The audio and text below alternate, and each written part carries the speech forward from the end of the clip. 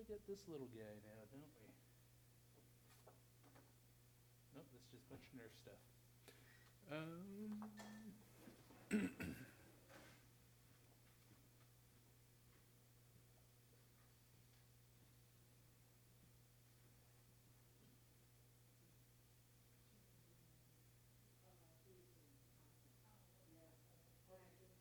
No, I haven't talked, but he's a friend of mine, so I just thought, well, if he's not busy, but it sounds like he is. Thank you. Right now, you'll see him walking around here maybe a When little do we bit. give these in?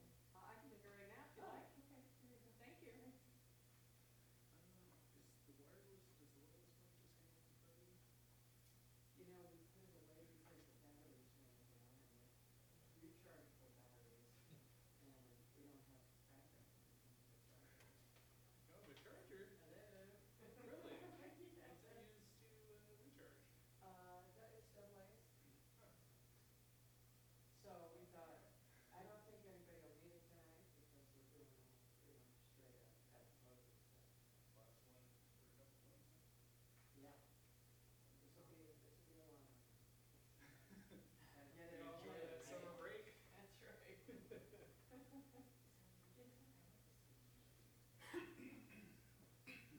Yes. So she picked, yeah, she picked it up. Yes. Oh, yeah, Oops. sure. Thank you.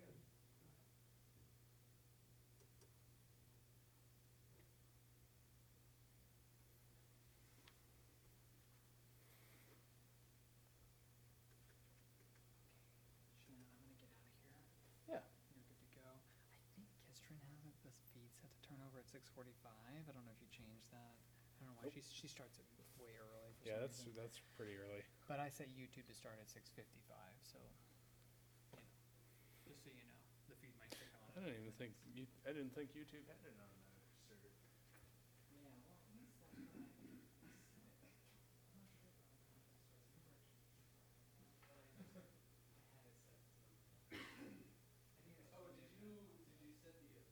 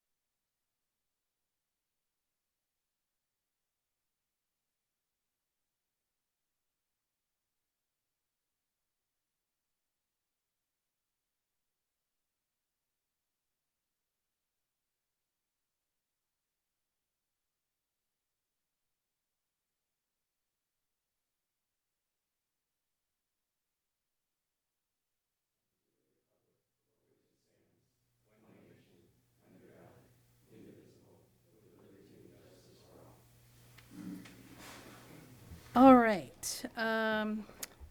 The board did meet in closed session this evening, and trustee Aguila will provide those closed session announcements. Hi, good evening. So on Tuesday, June 18, 2019, the Nevada Unified School District Board of Trustees met in closed session to review the administrative hearing panel's recommendation on an expulsion of student 55802. Based on the review of the panel's recommendation, trustee Millerick made the motion to expel, and the board further decided to suspend expulsion order. Student will be on probation during the expulsion timeline pursuant to the provisions of Ed Code 48917 until the remainder of the expulsion term expires, June 18th, 2020. Trustee Nell second the motion, and I will now take for the following Ed Code violation 48915C3, 48900C, Ed Code's violation. And I will take the roll call here in public. Trustee Aguilas, aye. Trustee Butler, Aye. Trustee Cooper, Aye. Trustee Gasson, and Trustee Nell. Gregory Mack is absent, and Trustee Millerick. Aye. Okay, thank you very much. The second item that was discussed in closed session pursuant to Government Code 54957, public employee appointments as superintendent, no action. And the other item we discussed in closed session pursuant to Government Code 54957.6, conference with labor negotiator, board representative, board president, unrepresented employee, superintendent, no action. That's it. All right, thank you. Just as you can see, Trustee Mack is not here this evening. He's on a nice little family vacation, so that they had scheduled well in advance, so he was unable to make it tonight. All right, approval of our agenda, and the board agenda stands as is. There's no changes. So I need approval. Okay. First by Trustee Millerick, a second by Trustee Cooper. All those in favor to approve the agenda? 6-0, 1 absent. All right, we're going to move on to some exciting stuff. We're going to recognize Superintendent Hogeboom. He is rounding up his last meeting this evening. I'm going to go to the podium, just like you always do.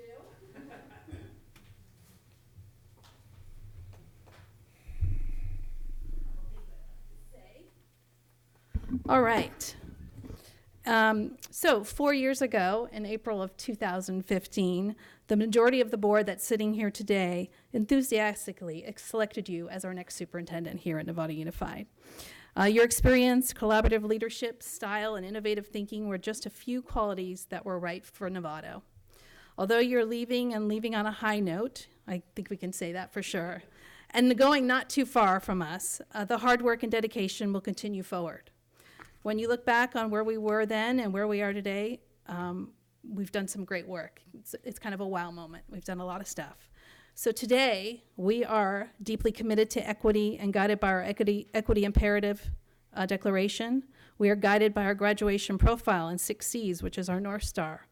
We are educating students in a safe, engaging, inspiring, and challenging environment. We are providing relevant and effective professional development for our staff. We are incorporating student voice and involvement in our decision-making. We are informing our stakeholders through a variety of ways, either presentations, videos, emails, social media. We are working with our partners such as College of Marin, North Marin Community Partners, 10,000 Degrees, Marin Community Foundation, and others to provide opportunities and services to our students that go beyond the classroom. We are fighting to keep our budget challenges away from the classroom, which is becoming harder and harder. We are welcoming new students and families to our new dual immersion program at Linwood. We are putting tablets in the hands of every student, 3rd through 12th grade, through our One to World program. We are gathering students, staff, and parent input through surveys and more diverse communities. We are informing and educating parents on the social emotional needs of our students through parent education events, as well as supporting one another through the tragic loss of a student, parent, or staff member. We're building new facilities and improving existing ones with the passage of our $222 million bond measure. And we are working to bring much needed teacher housing to Novato. I could go on and on. I have another list of about 15 more things.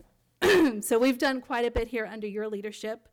One of the last and final things that we are doing is we are waiting to turn on the brand new lights on Friday night at San Marin High School for a Friday night football game. And of course, we want you there when that first football game occurs under the lights. So on behalf of the board, if you'd like to come up, I want to present you with this plaque, and we obviously put engage, inspire, empower on this Nice. plaque, which is something you live by every single day in your leadership here. And the only way I can say thank you is thank you, thank you. Thank you. Hold on. Come on. Can you hold that? All right, thank you.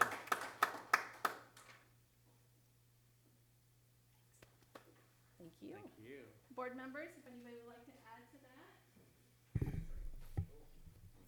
Start that this end, and Jim, thank you.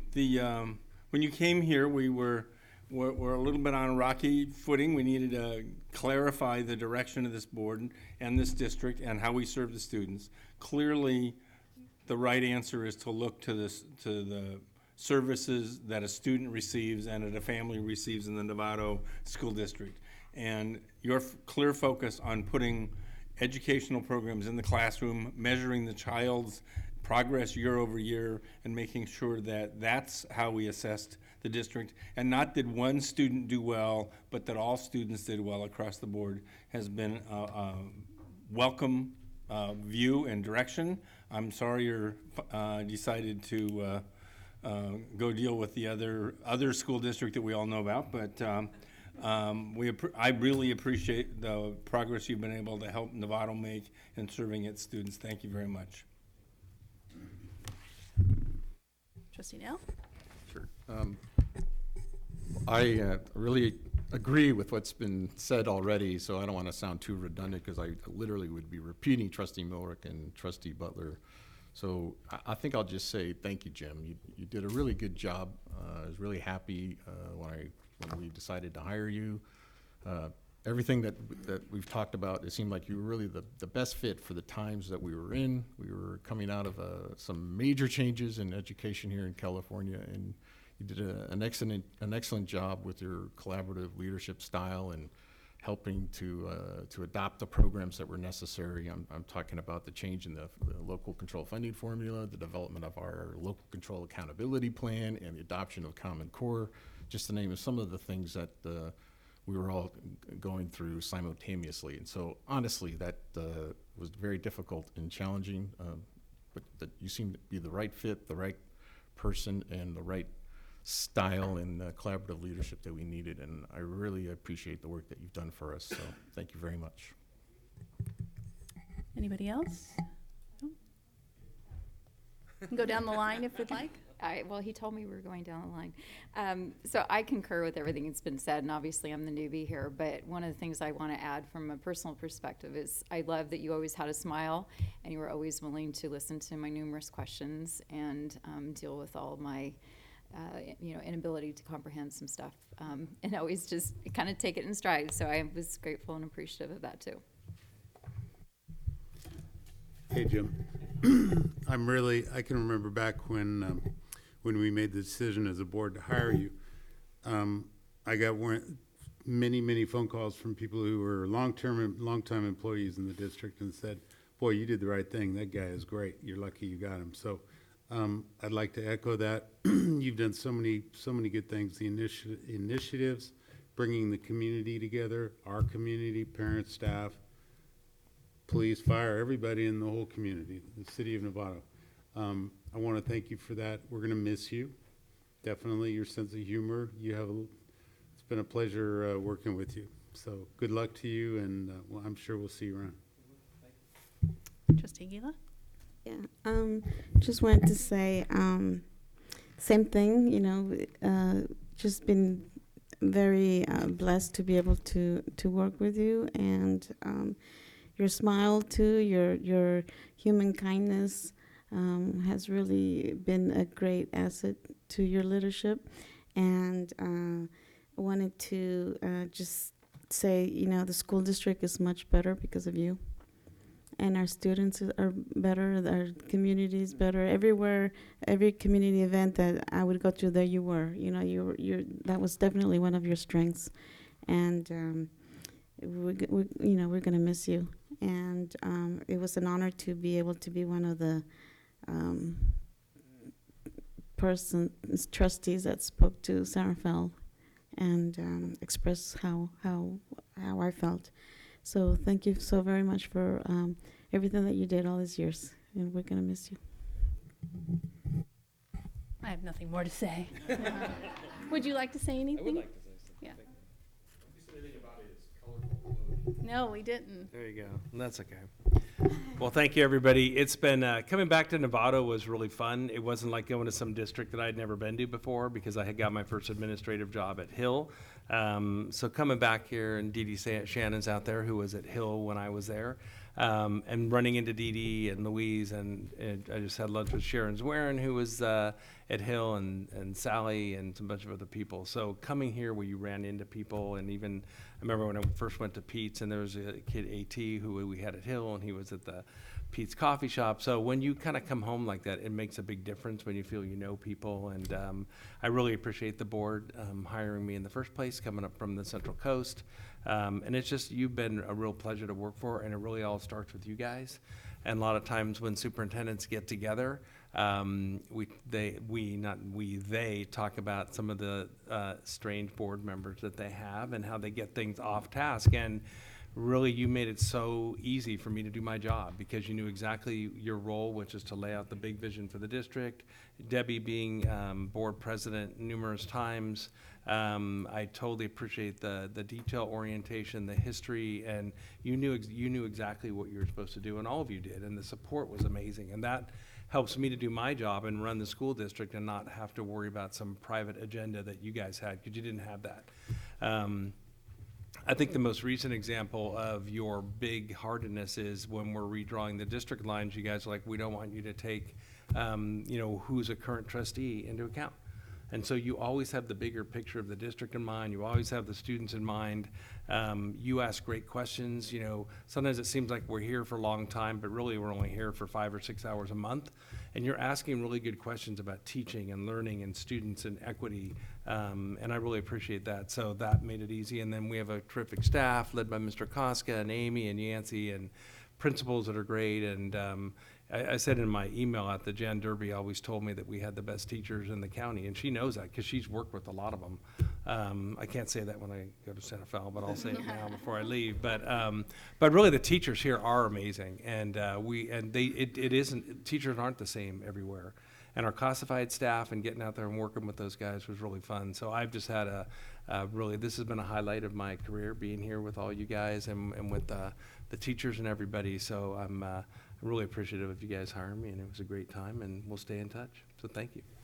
Great, thank you. You've made a difference here, so thank you very much. Yeah.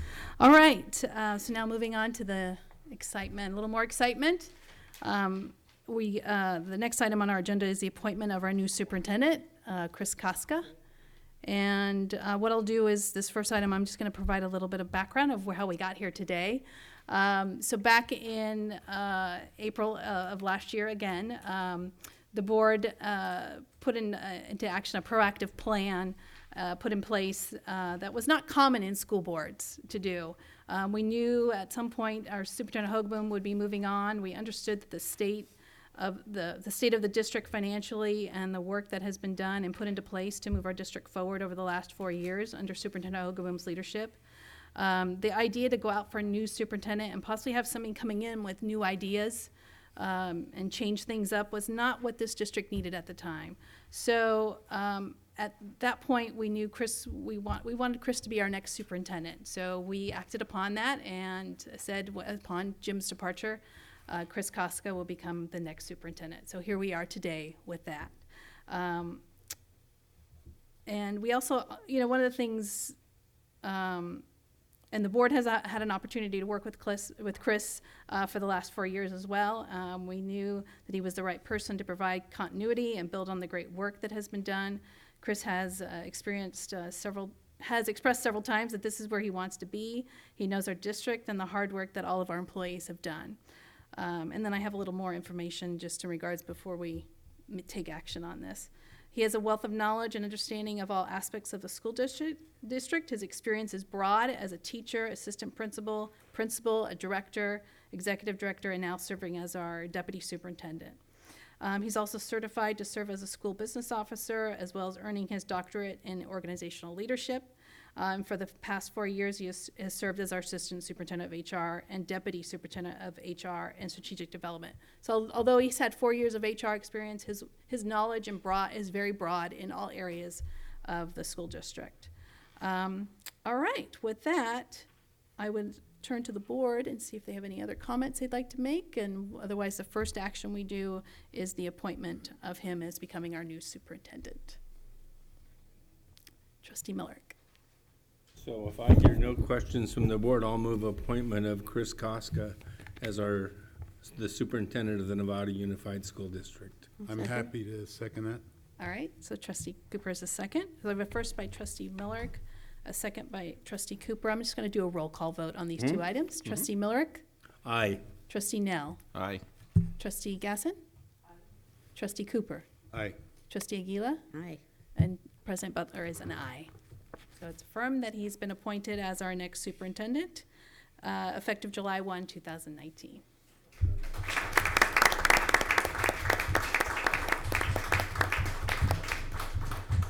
This is probably one of the most important jobs a board does, is hiring a superintendent. So, all right, moving on to the next item is approval of his employment agreement. We do have copies if anybody is interested. They're right here. Sorry we didn't place them on the table. If you'd like a copy, please come up and grab one. The board viewed the contract in closed session, so we're providing the copies now. And what I have to do is my little job as board president. I do need to read out some information regarding his contract, so I will do that. According to California law, the board must report out a summary of the salary and fringe benefits contained in the superintendent's employment agreement. The term of the employment agreement is 4 years, from July 1, 2019 through July 30th, 2023. His work is 221 days. The salary for 2019-2020 is $232,000. This amount includes recognition of advanced degrees. Beginning in 2020-2021 fiscal year, the superintendent's base salary shall be adjusted annually by 3.5% contingent upon a satisfactory performance evaluation. Any additional adjustments of the salary is within the discretion of the board. The superintendent shall be entitled to 26 vacation days per year and may be paid for up to 10 unused days per year. Fringe benefits, same contribution to the cost of the superintendent's health and welfare benefits as for other certificated management employees. Membership is up to 2 community and or professional organizations and a mutually agreed upon professional coach. So those are the items that I had to read out. At that point, we can move on to approving his agreement. I will move we approve the agreement. Okay. We have a first by Trustee Nell. Second by Trustee Millerick. Yes. I will do a roll call vote. Trustee Millerick. Aye. Trustee Nell. Aye. Trustee Gasson. Trustee Cooper. Aye. Trustee Aguila. Aye. President Butler is aye. That approves the contract employee agreement between the district and the new superintendent, Chris Koska, for the Nevada Unified School District. Cool. Wow. You gotta Chris. text the wife. Would you like to come up and say a few words?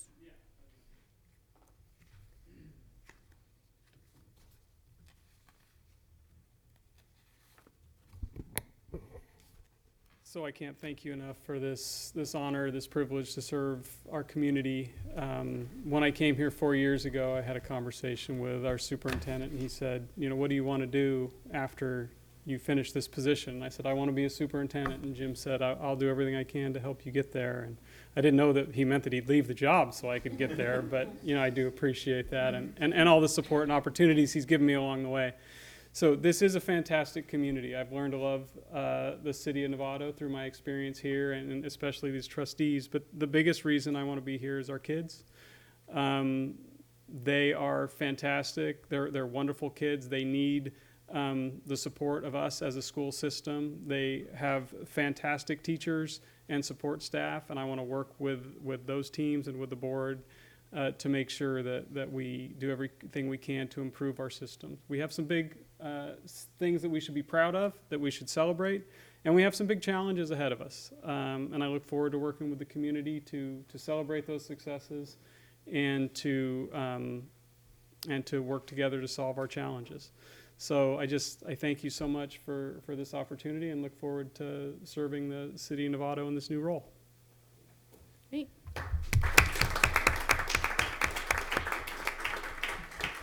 Thank you. So don't leave because we need you to sign that contract at the end. Yes, sorry.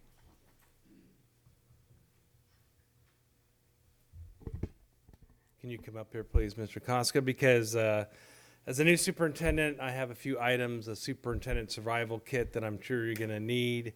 I didn't get it when I first started, but I think you're going to need it. So the first thing that I want to give to you is you think you were in a lot of meetings as a deputy superintendent, but as a superintendent, you're going to be a lot more meetings, and you're kind of thin with no fat on your butt. So I have a pillow for you to sit on in all your long meetings. All right. That's Hey, the first thing. Thank you, Jim. The next is you're going to get, you never know where those slings and arrows are coming from, right? So you have your safety vest to put on there to protect yourself and be, there you go. All right. There's that. I was going to say, this might make me more visible.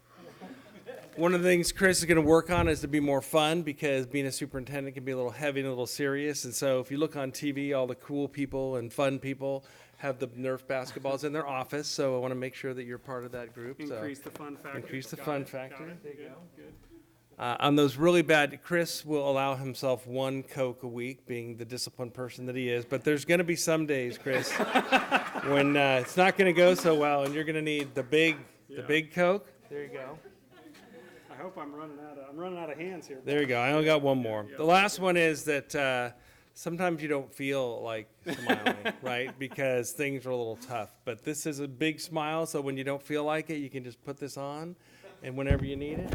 And I'm really proud to work with Chris. I can't think the board could have picked a better person, and to carry on all the stuff in his own way is going to be awesome. And it's been a privilege to work with you for the last 4 years. So good luck. Thank you. Yeah. Thanks, boss. Thank you.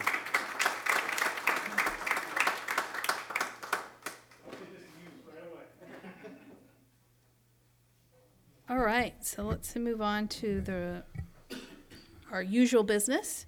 Public comment under, yes, To be clear, Chris takes office at our next board meeting, right? The first meeting of July? that's his first board meeting, but That's his employment starts July 1 as our superintendent. Okay, Yes. thank you. Moving on to public comment on our consent agendas. I don't have anything regarding consent. What I'd like to say, though, if you have anything any comment you'd like to make, either an item on the agenda or not on the agenda, please pull out a blue card. I already have a couple here for non-agenda public comment. Bring the card up to Sally, and she'll be more than happy to hand it off to me, and we'll make sure you're able to speak before the board. You do have 3 minutes. The timer is right there. And please stick to those 3 minutes. I'd appreciate that. And you just come right up to the podium when I call your name, and we'll get going. All right, moving on to the consent agenda. Is there anybody that would like to pull anything on consent? I'm going to pull item I and J. Yeah, I. And the only reason is it's a conflict of interest for me. So I'm going to be recusing myself from that item. So 17I. Excuse me, 17J. 17J. 17J. I've recused myself every year on this one. Anybody else for any items to recuse? All right. I'll move you ready? No. It's J. For me, it's J. Oh, and it will be K. I'm sorry, I just noticed that. I missed that one. I don't know why I missed that. I didn't circle it. So I'm recusing myself from item J and item K. Both of them. They're both conflict of interest for me. Both personnel items, those two? The J and the K, yes. okay. And I can explain, J is, he's a customer of my husband, so he pays my bills, basically. Okay. Okay. Got it. I want to do K, yes, thank you for catching that, yes. Madam President? Yes. I'll move the consent agenda, not including items J and K. Okay, All other items, I move forward. so first by trustee Millerick, I'll second. a second by trustee Nell. All those in favor to approve the consent agenda? 6-0, absent. Okay, so, can we take the J and K items right now? Let's do it right now, yeah. Okay, so would I love will to. move items J and K, which, We probably should do them separately. okay, I'll move item J. Okay. Approval variable team waiver for Hallie McFadden. Nope, that's not it. 17K. Oh, no wonder I'm confused. You're on So- 16K. Yeah, pardon me. On 16, there you go. You want to? So somebody else want to do it since I'm Sure. thoroughly So confused here? I'll go ahead and I'll second trustees intended, Millerick's intended motion to approve the consent item 17J, emergency services training and drill proposal. Is that the one? Yep, that's it. All right, so I will second that motion. All right. So first by trustee Millerick, a second by trustee Nell for item 17K, or 17J. All those in favor? 6-0, absent. Okay. One I'd like to abstain. move item, Right, Oh, Sorry. one excuse me, yes. Thank you. 5-0, abstention. we'll get this right. I'd like to move approval of consent item 17K, approval of CEQA, final initial study mitigated negative deck for proposed ground maintenance and operations project at C Street. Okay, thank you. Trustee Cooper is a first. Trustee Nell is a second. All those in favor? 5-0, abstention. so, and it's because it's proximity to your residence is Yes, why you're correct. abstaining in this case? Yes, that's Yep. correct. And one absent. All right. Are we good? I think we are. Sorry for the, No, thank you for everybody. Confusion. Everybody helped us on that. Thank you. Because we got to do it right. I'm all about doing it right. Okay, we've approved the consent, and now announcements from the board and superintendent. Any announcements, trustee Millerick? no announcements. Trustee Nell, any announcements? Had a great time at the two graduations I attended, San Jose Middle School and Novato High School. Congratulations, students. And thank you to our staff for another great school year. Trustee Gasson? Trustee Cooper? Had a great time at the San Marin High School graduation and the Marin Oaks and Nova graduation as well. Trustee Aguila? Yes, I also attended the San Jose Middle School graduation and the Marine Oaks graduation and the Novato High graduation. So congratulations to all our students, and there is life after high school. And I have no announcements, and I'll turn it over to Superintendent Hogaboom. Thank you very much. I'm gonna go over there. Yeah.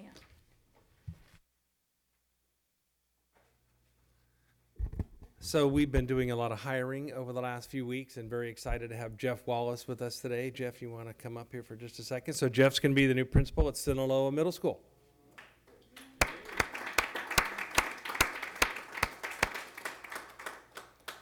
So thanks for coming over. It's pretty neat to have Jeff here because he started at Nexus when Nexus was over at Hill. Then he moved over to Novato High School to teach math. And he was also the athletic director and did a lot of coaching for soccer.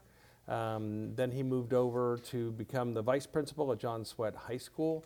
And then he became the principal at John Swett High School. So we did an extensive paper screening, interviewed a lot of candidates. Jeff was the #1 choice of the committee.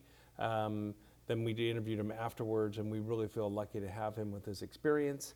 I spoke to his superintendent, who was wildly enthusiastic about him. He's already been over to Sinaloa. He worked with Jim Larson to interview some math teachers. We met the staff over there. Do you live in Santa Fe or Novato?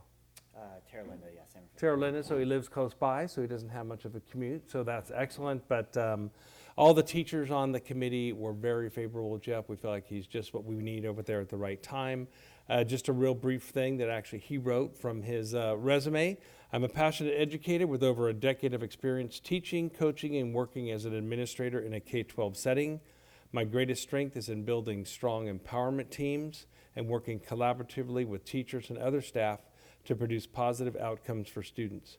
I have a proven track record of success both in the classroom and as an administrator. In 2007, I received the Golden Bell Award for teaching for my work at Novato Unified School District. Awesome. After being promoted to principal at John Swett High School in 2017, we have lowered our suspension rate by 75%, increased our A to G rate from 28% to approximately 50%, and implemented several new programs such as AVID, Computer Science, CTE Pathway, and our leadership program. I've worked with several outside agencies and groups such as the Sandy Hook Project, Attendance Works, CASBO, AXA, and many others. Even though Jim Hogaboom's leaving, I've decided to stay anyway. Anyway, we're really thrilled. We're really thrilled to have him. He's been attending the PBL Works Conference, which is going on over in Napa for 3 days.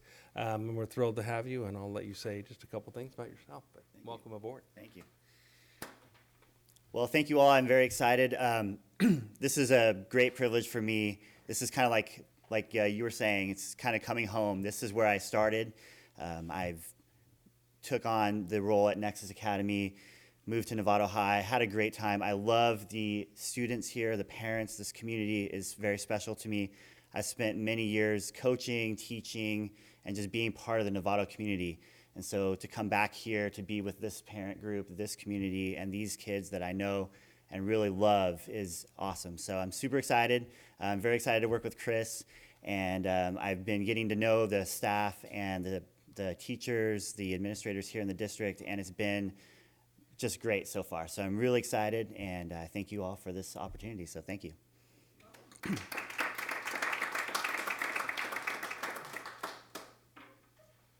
All right, I do have 2 speakers for a non-agenda public comment. Dee Dee Shannon and Julie Jacobson.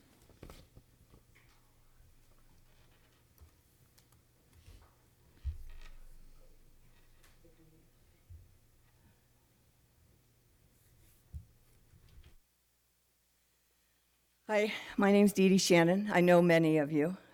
First of all, congratulations, Jim.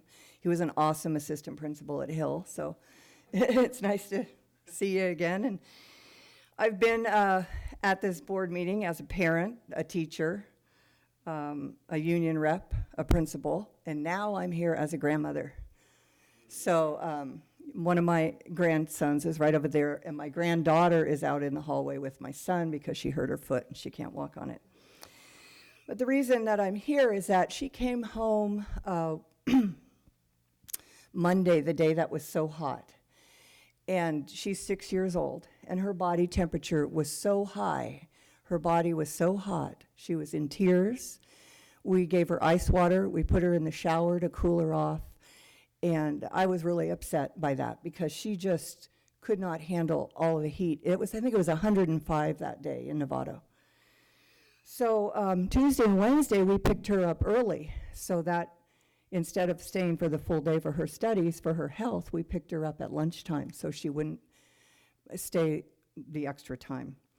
Thursday, she had her kindergarten graduation at Lou Sutton. That's where she goes, and it was wonderful. It was really cute. It was really nice. But I have to tell you, I walked into that room, and it was still hot. And that was Thursday after the heat wave was basically Monday and Tuesday. I was hot and could hardly breathe just sitting in the classroom. So that's why I'm here. And I have taught in the district at Hill with no air conditioning, and it was difficult. My daughter teaches at Novato High with no air conditioning, and now my granddaughter is going to Lou Sutton with no air conditioning. So, in my opinion, as a Novato resident with my kids and my grandkids paying the bond tax, we need to have air for these kids. It's just, we talked about equity, and it's not equitable to have some kids with air in a cool environment and other ones are sitting in sweltering heat trying to learn. You can't have a 6-year-old learn when it's 90 degrees in the classroom. So we really just need to do something about that. And that's why I'm here. I wrote a few things down. So basically my thing is, I know my time's running out, I'm glad Novato High has the new theater and the new fields, but I'd also like to see all those kids at that school and Lou Sutton and Rancho have a classroom that they can learn in during the heat wave. September's coming up. September and October are very hot, and we're gonna go through it all again. So I'm here to say to you, please, it's just a bottom line requirement to put air and make these schools so the kids can learn and have a good environment. It's nice to see everybody. Thanks for all the time and energy you put into the school board. I do appreciate your hard work, and probably won't, well, you never know. I might be back. Thank you. Thank you for bringing your whole family down. It's wonderful to see. Yeah.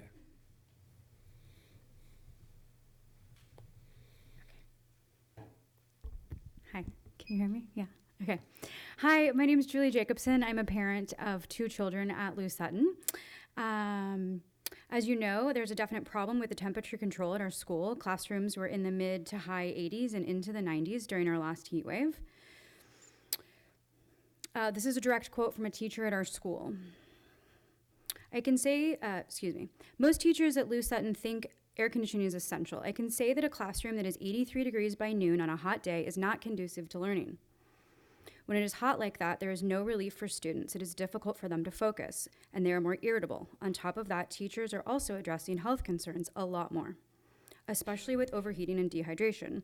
A younger grade student does not recognize that they are too hot and can't help but run around, or when they need to drink water for their health.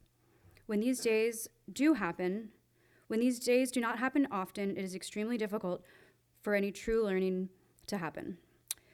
It is also a fact that there is never relief in the midst of these heat waves. Our classrooms start out hot and they just get hotter through the day. There's no opportunity for them to cool off at all. Teachers bring their own fans from their homes.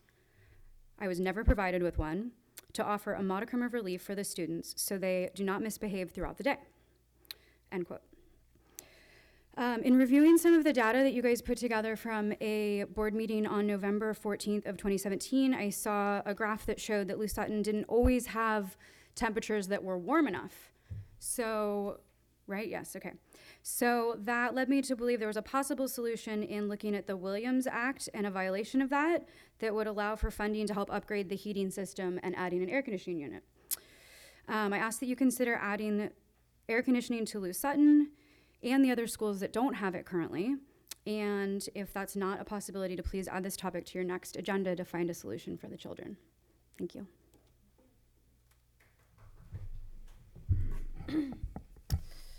All right. Our first staff report this evening is a Target River update, and Leslie Benjamin will be presenting that along with Brian Epperson from Target River. Good evening. Earlier in February this year, the Elementary School Size Committee made a recommendation to explore marketing our schools more to try to bring up enrollment. And so at your board meeting on February 12th, you approved a contract with Target River to do some target marketing, and I would like to introduce Brian Epperson with Target River.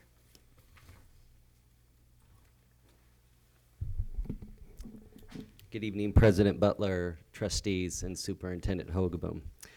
The weather's definitely different today than when I was here February 12th. I recall the rain just pouring down as we were talking about the concept of launching. And so I'm going to take it as a good omen that we're here and it's a beautiful day and things are shining, and give you an update on the status of what has been accomplished since you approved the campaign back that Tuesday night 4 months ago. First of all, the campaign is still live, so there are still some impressions being delivered through the balance of this month, but we are nearly complete, so we're about 90% of the way there, and we'll have a final report that goes to the district right after the 4th of July holiday. Quick recap, these were the tactics that we utilized to promote the district and reach community members at the different age levels. And display advertising, remarketing, Google and Bing search. We utilize the power of both Facebook and Instagram social medias, as well as YouTube social media. We utilized OTT, which again, a reminder, is basically a way to deliver television ads to individuals that have either cut their ties with a cable provider or are watching things through an app. Maybe they watch The Story of Us and they use the NBC app to watch it. They use Hulu, Sling, different ways that people consume television versus having to buy that from the main television stations out of San Francisco. One component that wasn't a part of our contract, but we, I guess you would call it an added value to the campaign, where we ran 4 newspaper ads to promote the district. A couple of them in particular were to highlight things within the district. One was a special directory that was published by the Marin Scope that we inserted the district into to promote you amongst a variety of other education systems and such.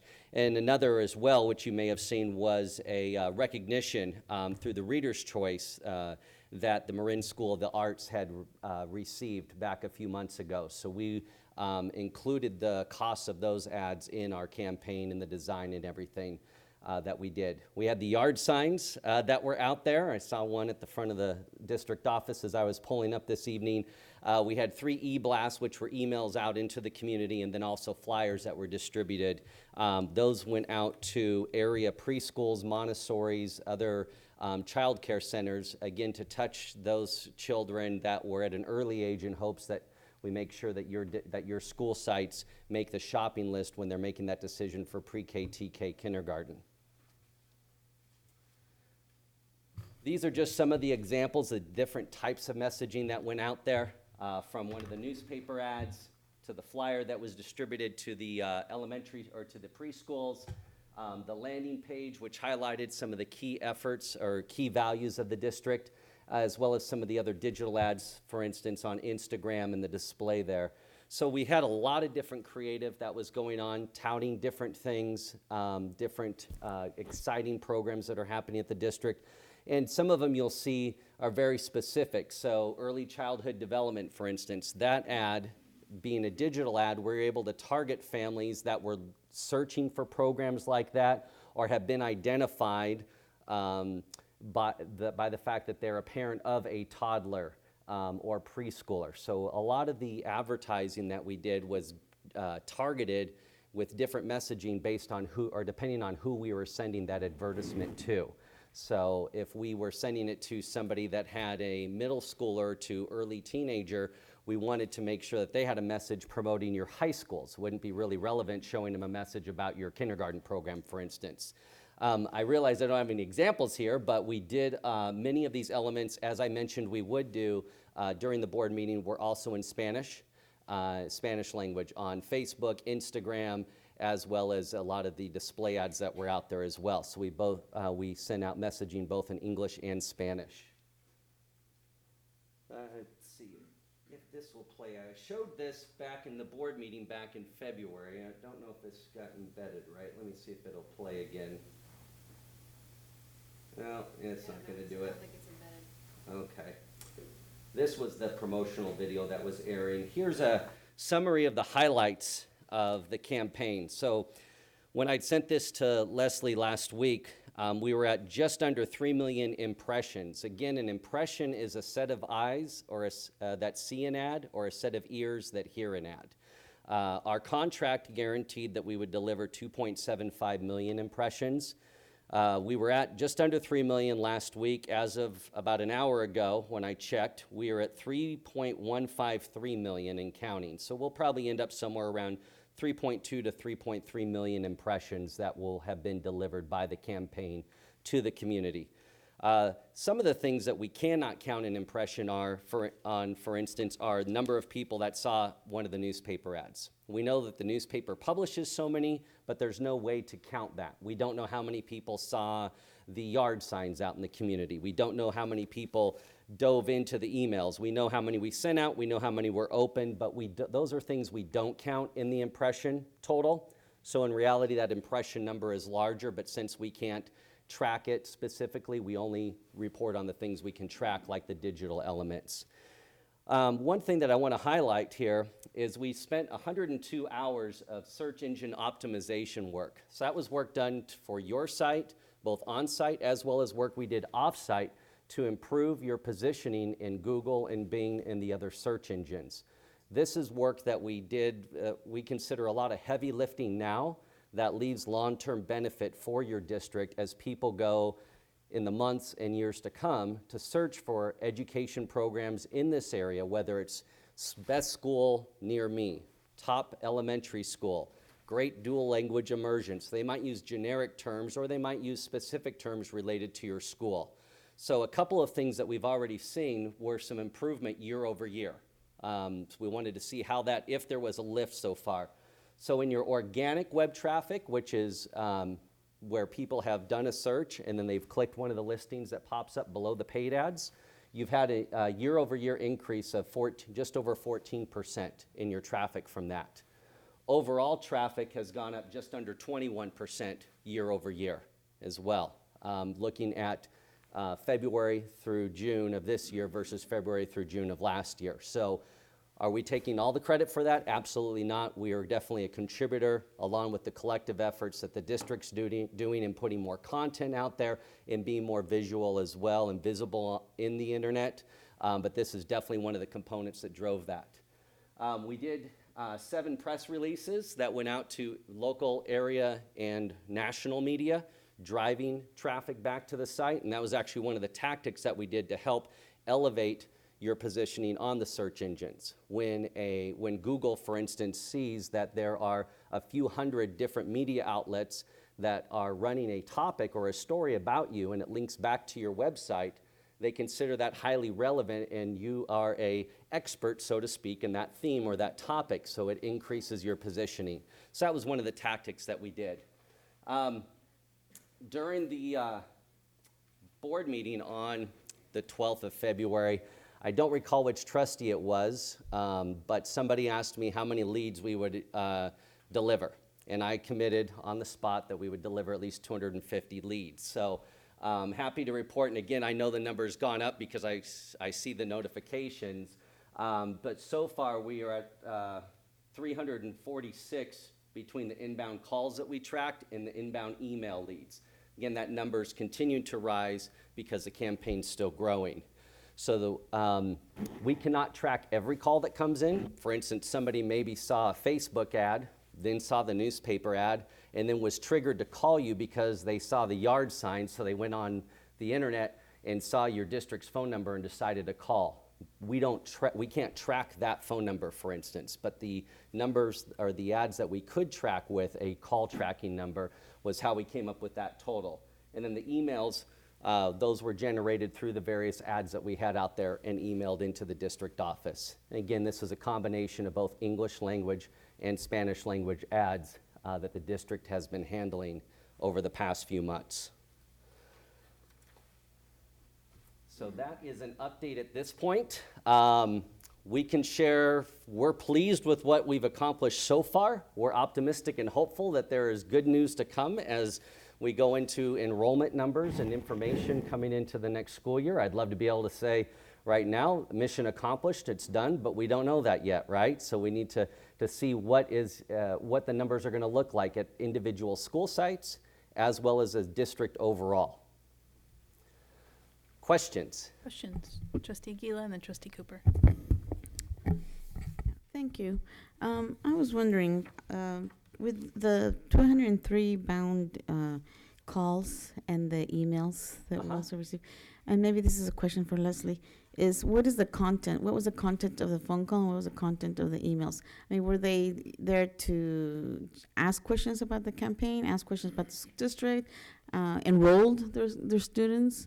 So the first part, the emails, they were a form completion. So the individual filling it out put their name, their phone number, their email address, and the grade or grades of the children that they have with an inquiry to learn about the schools. That was the ask. Call to action is to learn more about Novato Unified School District, request enrollment information. We use different phrasing on different ads. So that was the goal and outcome of that. Are all 143 and counting of those specific ones? No, I guarantee there's some families in there that were maybe confused and wanted to make sure that they were doing the enrollment process the correct way. So there are some existing families in those numbers. I'm certain of it.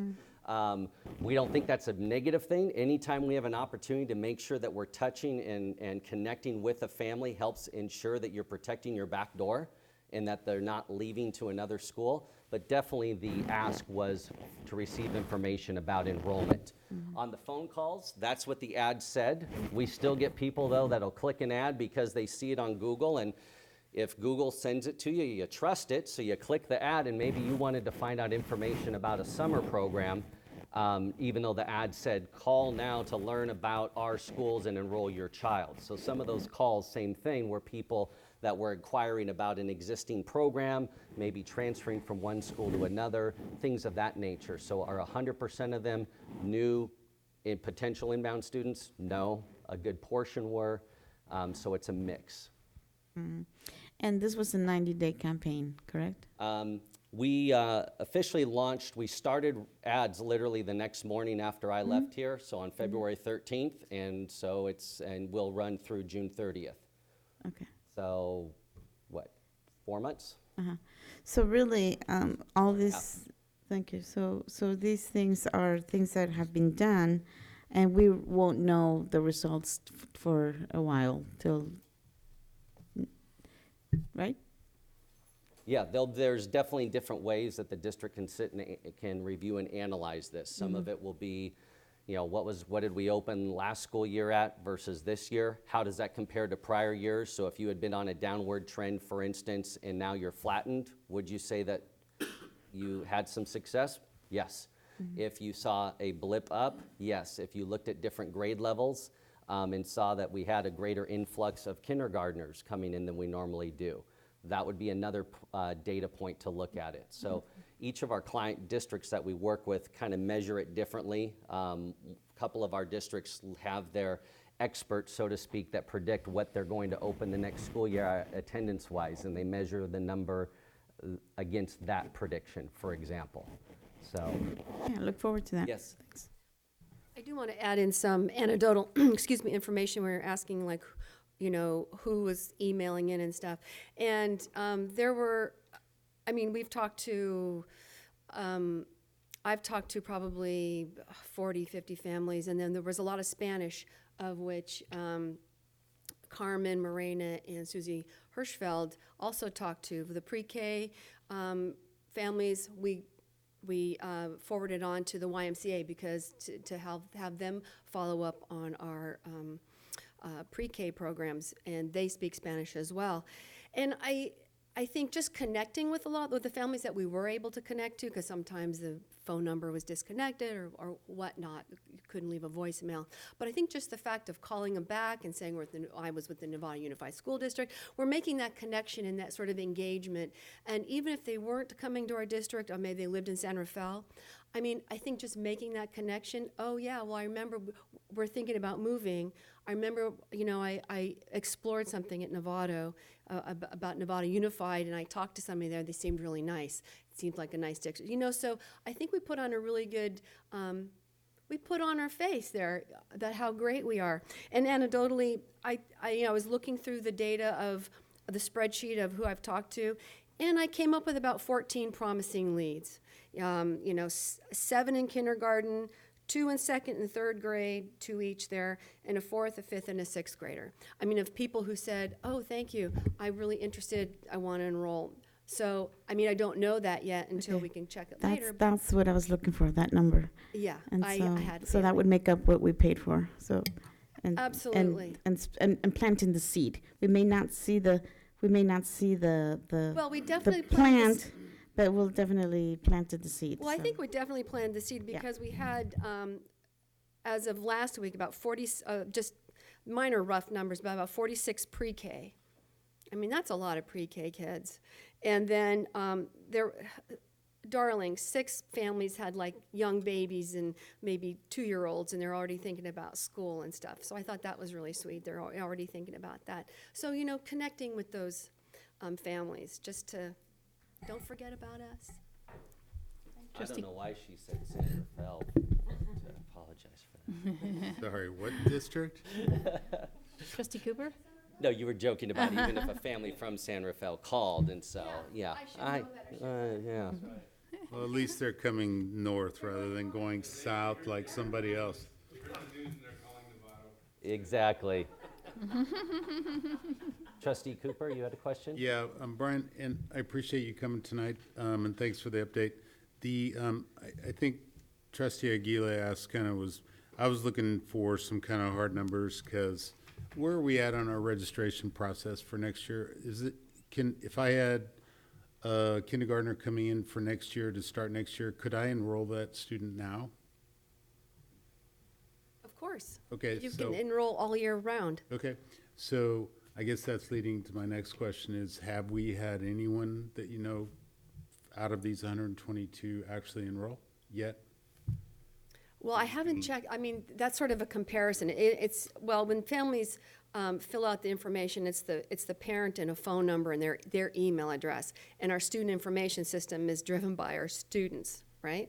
Right. So I think Brian and I were talking about this, and I think we need to sort of match, we need to Yeah, it'd do be a fun search fun of to phone know numbers. how and wildly see- successful this is. So I think it's a comparison of phone numbers to our database, like Right. I don't know, August or something like that. Okay. When things are kind of settled in, to see how that pans out. Who knows, if it's wildly successful this year, then we'd look into, something for future years. And that leads me to my next question, Brian, is that if you, based on everything you did this year and what you know now, if we were to look at maybe doing something next year with you guys for the benefit of the district, and, we're looking to increase our revenue, and this is one way, what would you do differently, or how could you augment what you did this year based on what you've done?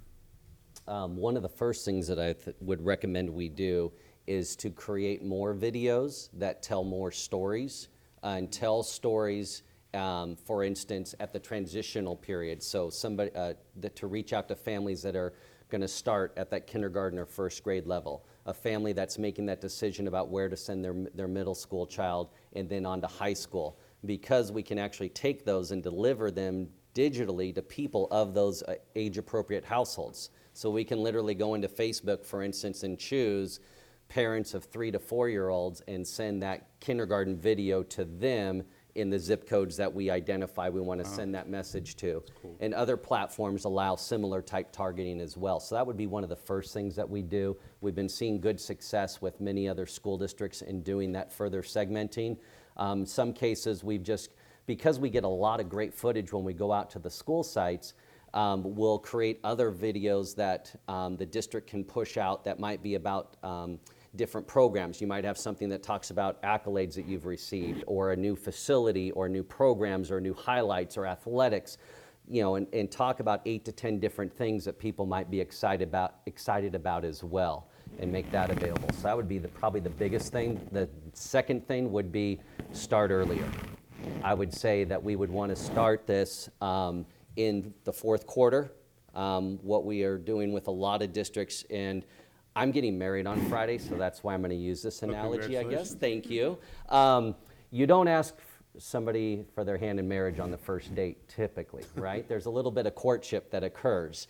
And I think that, and I use that analogy as a district, before you go and ask somebody to entrust their children to you, you need to tell your story and to make sure they feel comfortable about that. And I think we did a lot of great work. We got the message out there. We told some great stories. But I think starting even earlier and sharing some of those things with more press releases, more social posts, et cetera, in the fourth quarter. So then when you do launch your online registration, that's when you get the megaphone out and you yell a bit louder that, hey, you've been hearing these great things about our district and all of our school sites.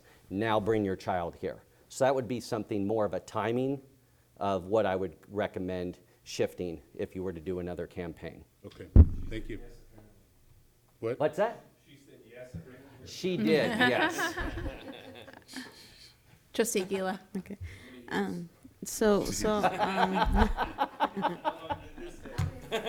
Yes. How many impressions? A few more than this, okay? Come on. So obviously the hard part has been done, and we've gotten the signs developed and everything, and websites and what have you. So with if we decide to do this again, depending on the results, are we will the price be the same? Depends on the deliverables. So for instance, if we wanted to do a lot more videos, then we would, those have more costs than maybe if we only produced one new video. So we would assess that a bit to look at that and identify what dollar amount you want to be at, and then to figure out that happy medium of getting sufficient impressions out there and covering for enough time.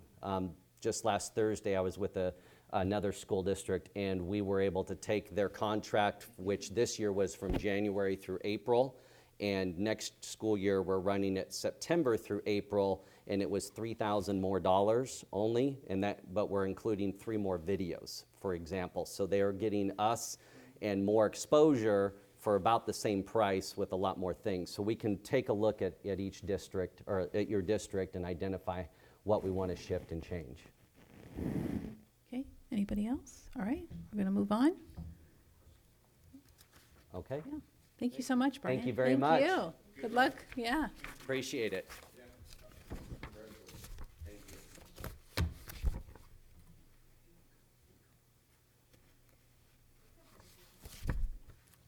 All right, moving on. This is our 2019-20 bell schedule update. Good evening. My name is Jen Larson, Director of Instruction. I'm here on behalf of our 2 high schools, Novato High School, San Marin High School, and one of our middle schools, San Jose Middle School, and Amy Carter, our Assistant Superintendent of Ed Services, to just give you an overview of where we are in the process of adopting a new bell schedule for 3 of our secondary schools. As you all know, we've been looking at adjusting the bell schedule for several years now.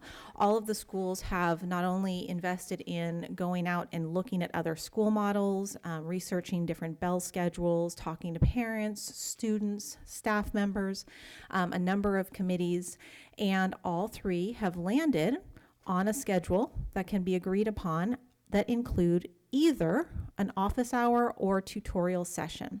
So in moving towards this shift in bell schedule, one of the primary desires was to have a time built into the day where students had access to extra support, enrichment, and that could look a lot of different ways.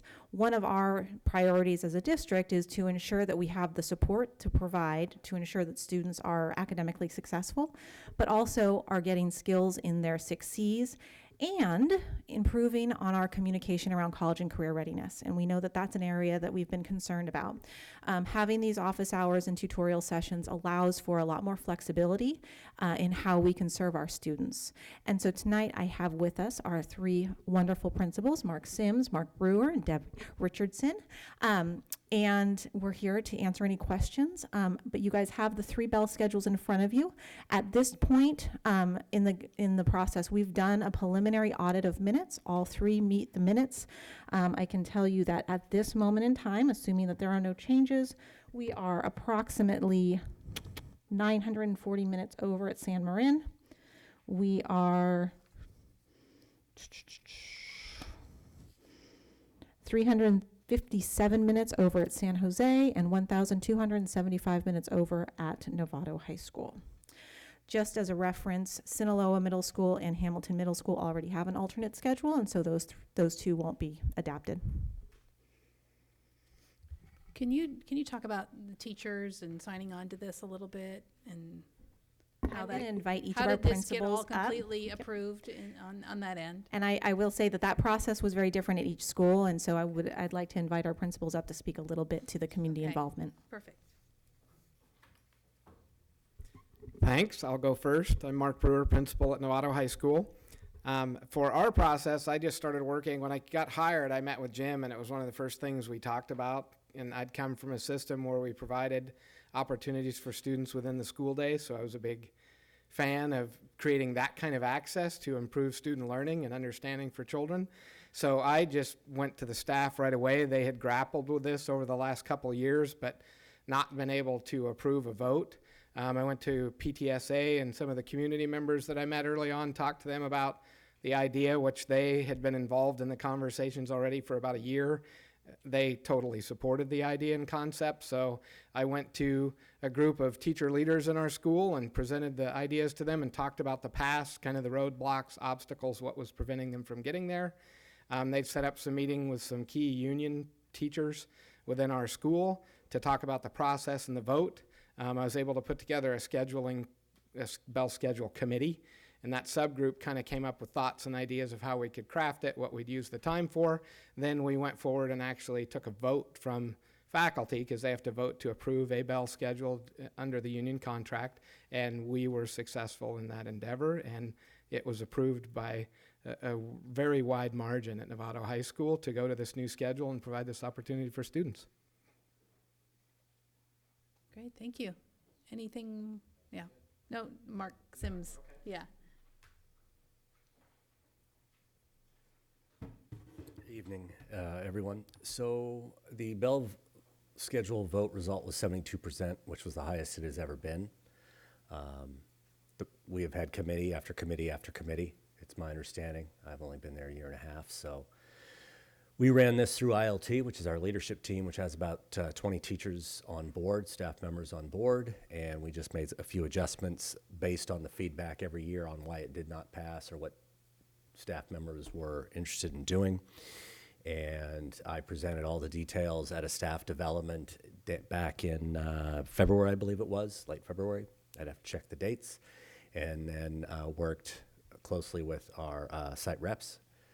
And the vote was 72%, and we were working on making it work for next year.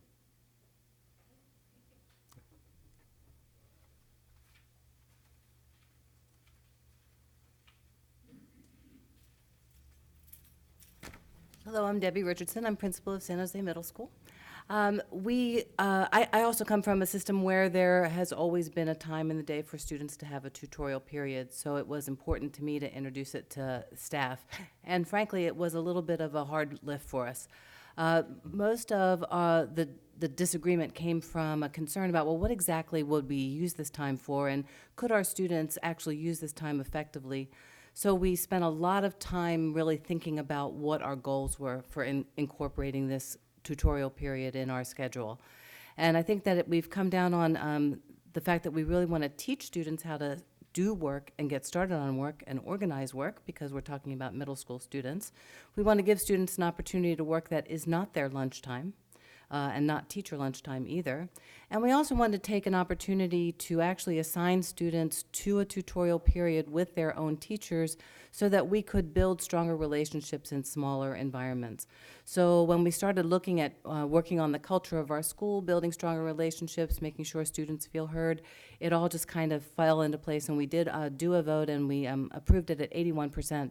So we're looking forward to really working on this moving forward. We have a committee for tutorial who will continue to monitor success through the year. Oh, that's great. Good. Can I? Yes? Go, yeah. I have one more, but go ahead, yeah. Go. I just wanted to add something on to that. Oh, sorry. So I was reading this. Well, the first thing is I was told, actually, when I asked somebody else, that my daughter's at Sinaloa. So I didn't even, I somehow missed. I assume that we have that. I was told Sinaloa has. This is the Sinaloa schedule. Oh, it is, okay. But my broader question, and what drew my attention, I don't know if you did the sheet that says can't even read it. San Jose Middle School proposal. Was that drafted by you? The information was given by me. So it says here, I just got confused. During the first 6 Wednesdays, we hope to, et cetera, et cetera. Is it just 4 6, or is it through the whole school year? It's just that the first 6 weeks you're focusing on that part. It is for the whole year, but we want to roll out slowly, making sure that we define expectations and help students learn how to use tutorial before we set them free to use tutorial. So the first 6 weeks will be dedicated to talking about the 5 C's or 6 C's and working on how we work in tutorial with our teachers. Okay, because somewhere in here it talks about phase 1, and so it led Yes, me so to think, is there like a phase 2? And then I thought, well, maybe I was missing the page or something. So phase 1, all students will just stay with their 4th period teacher. Okay. And then we will, in phase 2, we will assign them in groups of 20 to teachers they already have. Okay. Thank you. You're welcome. I think that was it. Anybody else on the, trustee Nell? I think congratulations are in order. I recall trying to do something similar to this at San Marin High 3 years or so ago. I mean, time goes by so fast. And it was much more difficult than I thought it would be. I think there was like 100% agreement on the concept of, doing more for students, providing extra time, et cetera. But then we seem to be unable to agree on what times, how much time, and when, that type of thing. And so I'm really happy that you guys went about this maybe a little bit differently. It was less maybe top down this time, but the fact that you actually met with leadership, I should say faculty leadership in particular, sort of aligned it more or less with the broad direction that we're headed for in the school district with these tutorial times, giving students some time, some structured time actually during the school year. I think basically those efforts apparently really paid off, and to the point where even 72%, it sounds like a successful number from my perspective. So I really, and I'm happy to hear that you guys you're gonna roll it out over a period of 6 weeks or 6 days. Each site's probably a little bit different, so that you'll have a chance to instruct the students on how to do it. I imagine the faculty themselves are probably going to have to do a little experimentation, et cetera. But I think this is a big step in the right direction towards 21st century learning. And one of the first things we have to do is we have to agree on when we're going to work exactly and who's going to be responsible for what. So I think this is a major accomplishment that everyone should be commended for, faculty included. Now, are you guys aware of the legislature's current attempt to create no school can start before 3:30 a.m.? It's currently going through the legislature. 8:30 before 3:30 a.m. What did I say? 3:30. 8:30. No problem with compliance. It's 8:30. 8:30 a.m. and we have legislators in the Senate. It's passed subcommittee in the Senate and it's close to in the House as well, the Assembly. But essentially, I just want to know if you guys know about this, because is this the kind of schedule that we're all going to be able to advance by 20 minutes or 30 minutes or whatever state law mandates? But we currently start at 8:20, so we only have to come up 10 minutes. 10 minutes in your case, okay. So it's a health measure. They're pushing it that some scientists and studies have been done, and they feel like children should sleep in a little later, and so that's the reason for it. And I just wanted to make sure you guys were aware of it. And if there's any reason why you don't think it's a good idea, this would be the time to say something to our representatives in Sacramento about it, especially after sort of illustrating how difficult it is to come to an agreement on something like a schedule. I just think it's important that you guys knew about that, and that doesn't throw a major wrench in your works. And call your leadership in Sacramento if you have it. But quite frankly, I don't think it's a good idea. I think it should be up to the local schools to decide when the best time, traffic, and conditions, and existing contracts. So I just wanted to make you guys aware of that, and also congratulate and thank you for the work that you did in creating these in the first place. So thank you. Thank you. Anybody else? All right, we're going to move on. And I have to kudos to you guys as well. This was over a year ago. We were looking at adjusting bell schedules at the high school, and it fell flat. So great job as Trustee Nell. Thank you for expressing that this was a huge accomplishment. I mean, that's why I was like, well, how did you get the teachers to, move forward on this? So thank you very much. Appreciate that. And good luck with this. And we'd like maybe Jen provide some feedback along the way and on how it's going. I'm sure we'll ask. So, okay. Thank you.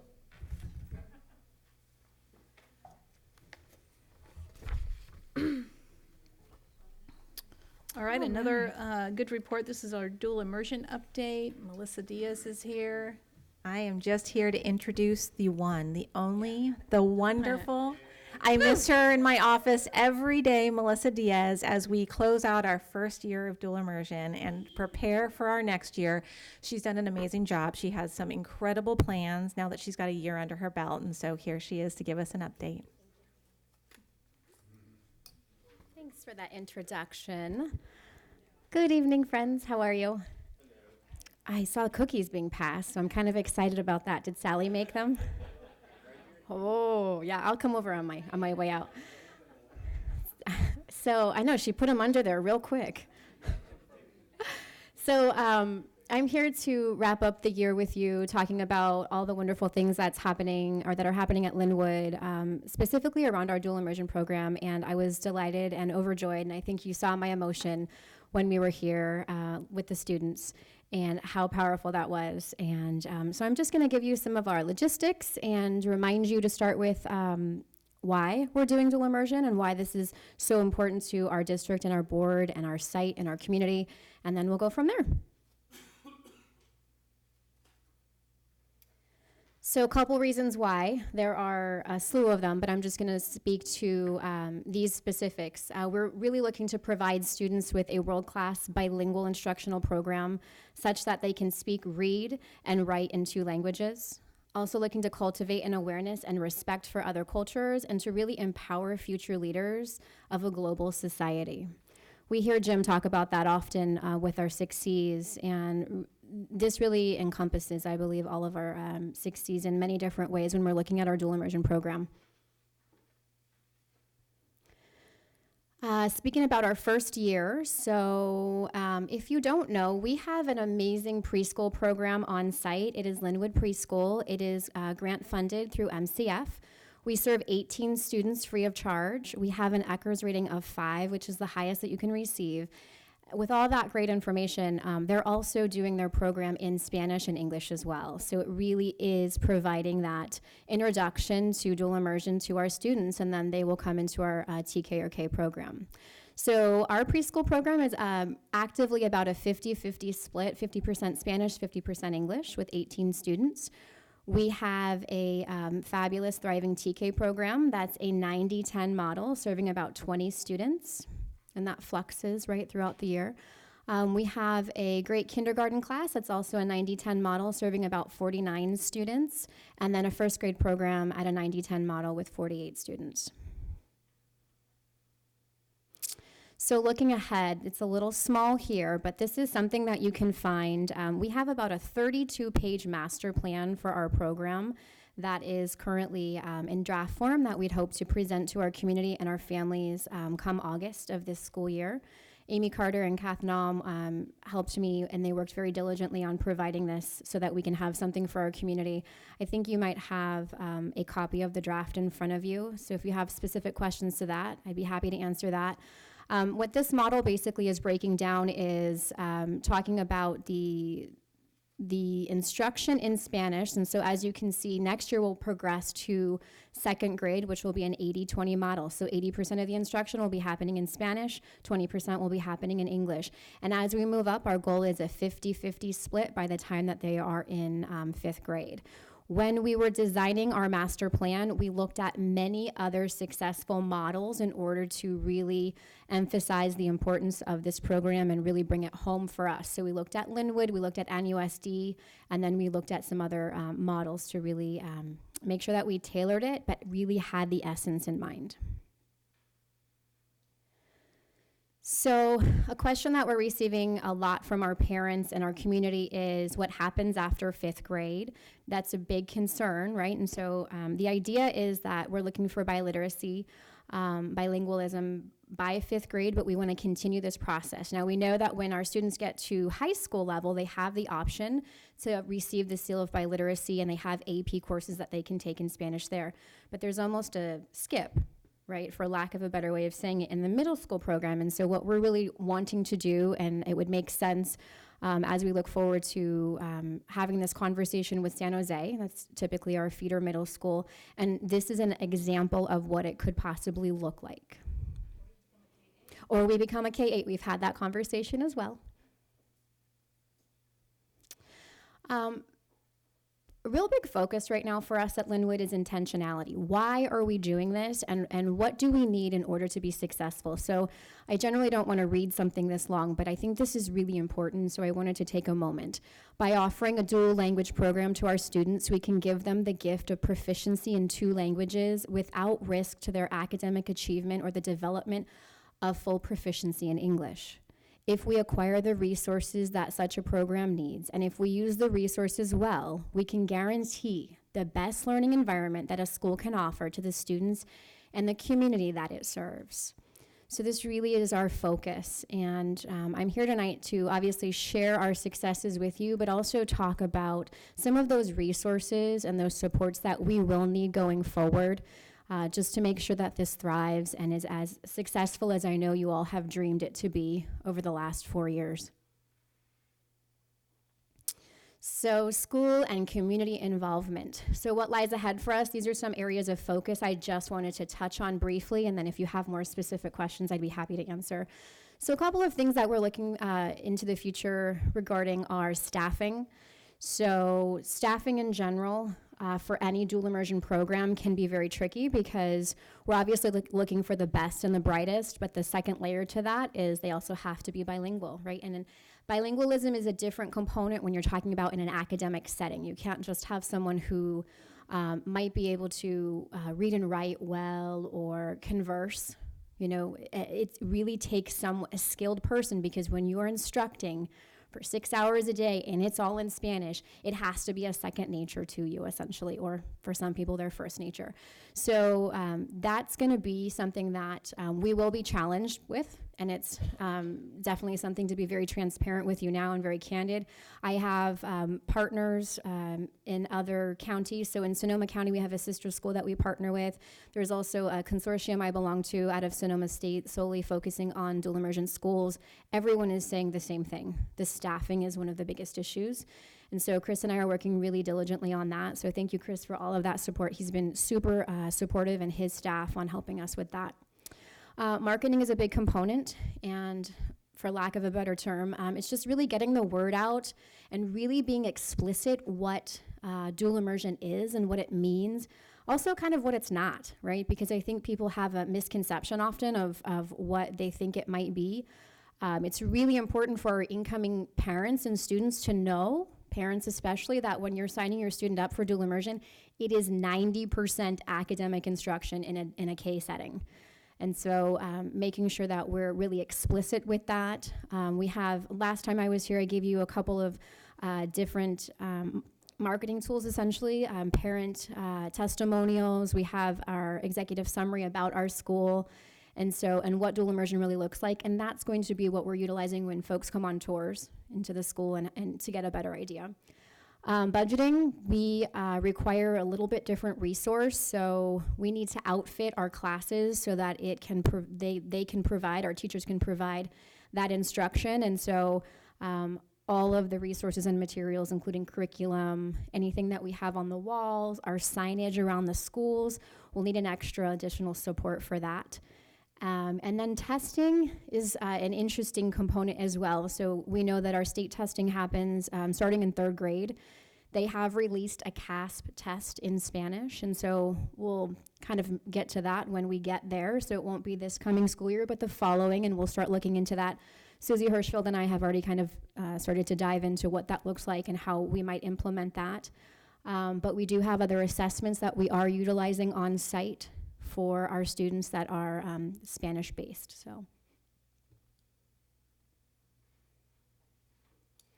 I would just really like to conclude this by thanking the board so much for, I have to personalize it a little bit. Like I always say, you've supported me since I first came up here when I was teaching Academy at Hamilton, and thank you for having the faith, Jim, in me and Chris in me to be able to lead this program and this school. From the bottom of my heart, I think Linwood has the best staff and the best community, and we are so grateful that you have entrusted us into creating something wonderful for not just our students and their families, but the community at large. So I really appreciate that. Great. Trustee Cooper and then Trustee Gasson. Thank you, Melissa. This is great. big supporter of this program, and so just a couple questions. I was concerned about the CASP testing and how that piece actually works. So you kind of touched on that. What are your plans? Two other questions. What are your plans for professional development for this coming year? So there's a couple of different organizations that we've linked onto. So one of them happens to be CAVE, and we have a teacher going there. There's another organization out of Santa Clara City, or Santa Clara Unified, that they're providing some dual immersion programs as well. So we're trying to link onto that. And then we partner with the consortium and the sister schools to kind of see what they're doing, and that's really beneficial and helpful for us as well. We also have utilized Clark Consulting. They do a Spanish language development component, not just an English language development component, where they have a native Spanish speaker, and she comes in and she teaches our teachers as a coach, as a coaching model. Okay, and then, thank you. And then finally, as we roll into second grade, what do you see? So do you see 48, approximately the same number as you have in first grade this year, just roll it, or are we looking to expand? Our numbers are pretty high right now in the TK and K component, and we have a lot of interest in folks coming in on the first grade side. So when we roll, we're going to roll our students over into second grade. The interesting component is actually a board policy, is that for Linwood specifically, if you want your child to come in, transfer in at second grade, they have to take a proficiency assessment in Spanish, which I think is absolutely necessary. And so we have an assessment in mind already. We don't have any students who qualify for that quite yet. We had a family coming in the office just yesterday, but they are only Spanish or English speaking, and so they wouldn't. Yeah. So. Okay, and then finally, do you see any attrition in current students? Like, are they all committing to next year, or are you seeing a couple fall out, or how's that working? Yeah, we do see fallout. I think what's really important, and I think this just being our year of implementation, again, that messaging, so parents have an idea, like, to be really candid with the board, we had a parent not really understand that 90% of the instruction was in Spanish. And it was very clear come, like week 3, when they would come in and say, what is going on? Well, this is part of it. Yeah, exactly. The other thing that I try to be very transparent with families when they're on tour is to let them know that this is a commitment that your child needs to commit, or you as a family need to commit to seeing it through all the way to 5th grade. And I also say in the same breath, this program is not for every child, and that's okay. But realizing that to start is really important. It's difficult for a student to go through K in Spanish, not really pick up anything, and then a parent move them, because they've essentially lost that first K year where they would have been accessing the instruction. And that has happened. We've seen it happen. And so we're working through that as best we can. And, upstairs and I, they've been super supportive in helping us with that transfer process whenever needed. Great. Thank you for all the great work, too. Trustee Gasson? Thank you. I'm really excited. I obviously didn't have anything to do with the program coming to place, but I'm thrilled that it is here. And I actually appreciate you clarifying. I had gone through this entire,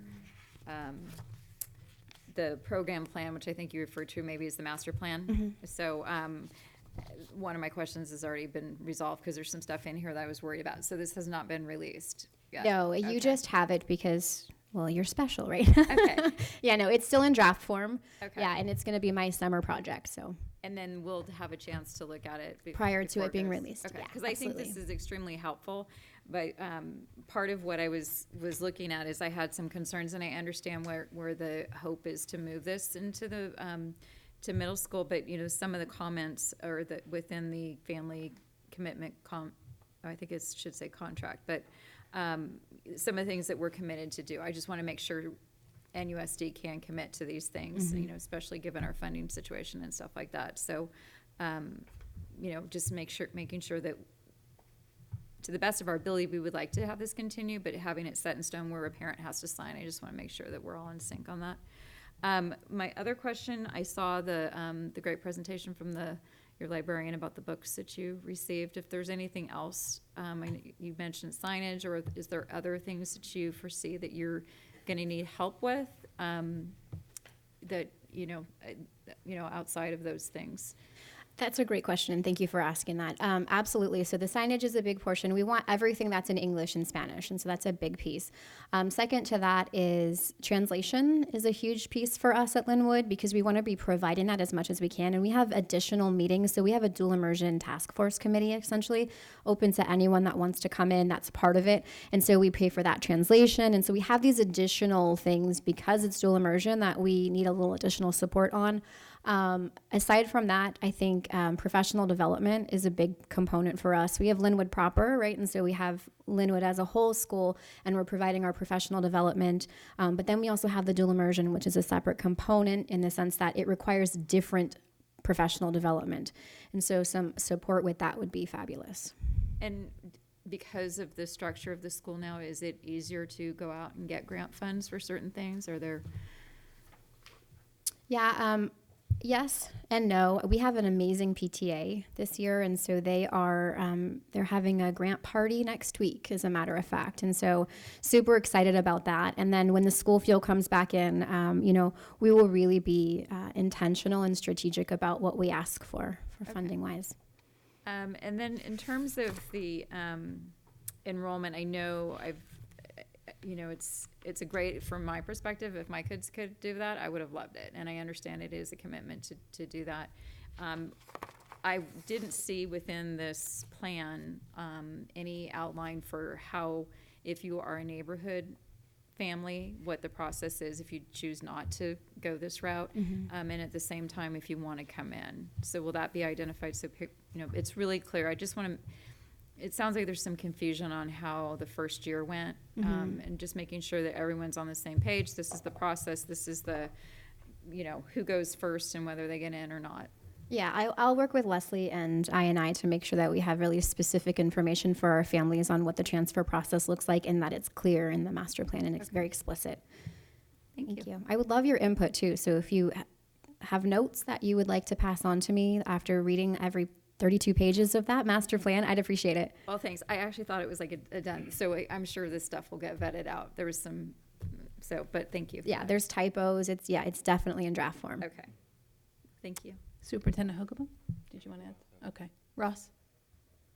So Melissa, thank you very much. In a modern world, I work in the city, and my administrative aide speaks Russian, French, and English, and that's a normal circumstance that people are trilingual in their everyday lives, that we set a standard where a resident of Novato can start that journey for their children early instead of late is a wonderful opportunity. And this could have turned into something very different, but under your leadership, it's clearly a strong academic program focused on giving kids choices in life that they would not have had otherwise.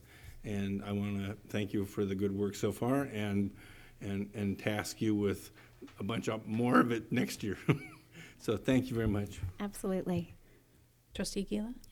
Just wanted to thank you for doing this and having, being so strong and making sure that this is moving forward and it's successful and it will continue to be that way and continue to count on our support, my support.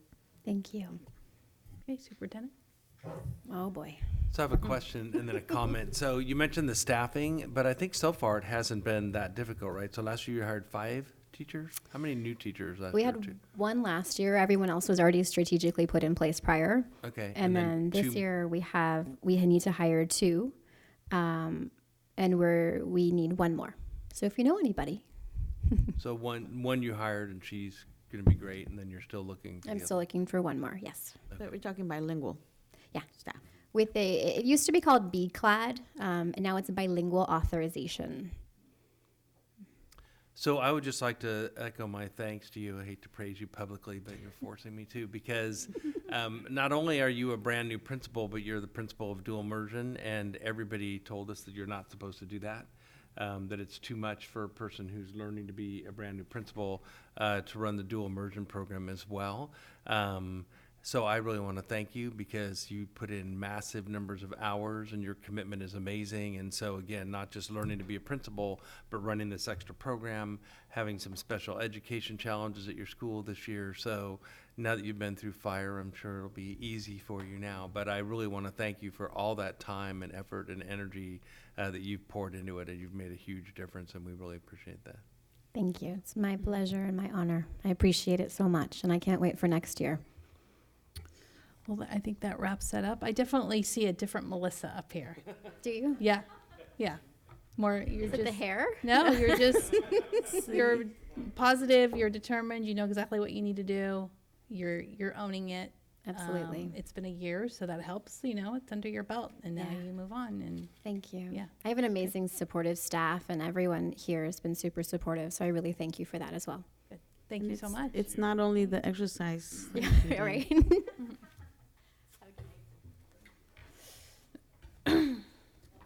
All right. That concludes our staff reports. We do have a public hearing. This is a public hearing, variable term waiver request for a drama teacher and a math teacher at San Marin High School. I will open this public hearing. I haven't received anything, so I'm going to close this public hearing. And that concludes that. Moving on to our discussion action item. First item is our school resource officer MOU coming back to the board for this next year. I'm back. As you guys know, in 2018, last year, we had the pleasure of working with the Novato Police Department in the city of Novato in placing 2 SROs in our secondary schools. That was funded this year by the city of Novato with the agreement that next year Novato would be able to fund one of those resource officers. Our resource officers have been a tremendous, had a great impact on our schools, not only in just building community and relationships with our students, but having that presence on campus and being able to be available as needed rather than us calling and hoping that there's someone on duty that is nearby. So it's been a tremendous resource. They work really well with North Bay Security. We've been able to partner with them very well. And so we are very fortunate this year to apply for and receive a grant through Department of Justice. It's the Tobacco Prevention Grant. And that grant will allow us to use the funds towards the one SRO that we have agreed to. And so I'm here tonight to ask for approval to move forward with the approval of using the funding from the Department of Justice Tobacco Prevention Grants to fund the school resource officer. Okay, Trustee Aguila? I make a motion. Okay, and just to, the language, so there's some new language in the agreement around tobacco prevention. Yes, and That's to really just ensure the changes, and it's a 2-year agreement. Yes, part of the agreement about using this funding in that way is that we will have some expanded information being transferred between students and our SROs. Okay, so Trustee Gasson? Just 2 quick questions. So I was confused on the process because this is with this. So has the city seen this and we're approving it and then they approve it? Yeah. Yes. So like last year, the same process, yeah. Okay. Okay, that's what I presumed, but I just didn't forgot about know. that. And the other thing is just kind of my own little tidbit thing. I would love to be involved with the educational components. I heard one of the SROs presented at one of the elementary schools. So if someone can just keep me in the loop when that happens, it's something I have an interest in. So Absolutely. I'm excited to see that. And also with the other agreement that's as we all know, it's becoming a big issue with the vaping and stuff. So Absolutely, yeah. No, we'll be ramping up our education and workshops around that with both the SROs and North Bay Security. So absolutely, we'd love to have you involved in that. If you can keep us on the loop. Absolutely. All right, Trustee Nell? Well, I think it's a great idea, and I support the concept, and I'm happy to have school resource officers. That's what SRO stands for. Yes. That means they're sworn police officers with a special school resource credential, which gives them insight into what it's like in a school environment as opposed to traditional training that a police officer might get, or even on a professional development ongoing basis. So it's important that that we have the right individuals in these roles, and we have a fairly extensive list of roles and responsibilities. But when it gets to the evaluation and the accountability part, I'm in support. We're going to move ahead, but I just want to know if there's any more to Section 6 Evaluation A is the only paragraph where it basically says we'll agree to evaluate the program, but under no such condition will we have the ability to do anything. I mean, it's actually, I really don't feel like there's any recourse here for us. So let's go ahead. Let's see how it goes. But have you guys, is there any more detail? Have you talked a little bit more about how we're going to evaluate the program at the end of the year? And who's going to say, for example, yeah, we called them and they showed up. And is there going to be a list of, is there going to be something that we can refer to that they actually did the things that they say they're going to do here? Well, I can speak to, they certainly are a part of the community, and so they meet regularly with the principal, and there is feedback both in, back and forth there. And then the resource officers also have a police officer at the station who is responsible for overseeing and evaluating them on their end, and they work pretty closely with our organization and the principals at all of the schools to ensure that what they are seeing is actually happening on the school campuses. And Leslie may be able to speak. I would just like to add one thing, that throughout this year that administrative staff here and administrative captains over the police department, the principals and the school resources officers, we've gotten together a few times a year and talked about what's worked and what hasn't. Not really a formal evaluation, but we have talked about it at the very beginning. We had some issues, challenges with communication, and so when they got that feedback, they totally addressed that, and so the communication got better like in the next week or so. So we do have an open lines of communication, and as Jen said, that they have a sergeant in charge of them that we have a pretty close relationship with, and if there's ever any feedback, we're able to provide that to them right away. So we've really developed a great relationship with them and giving feedback, hearing both ways.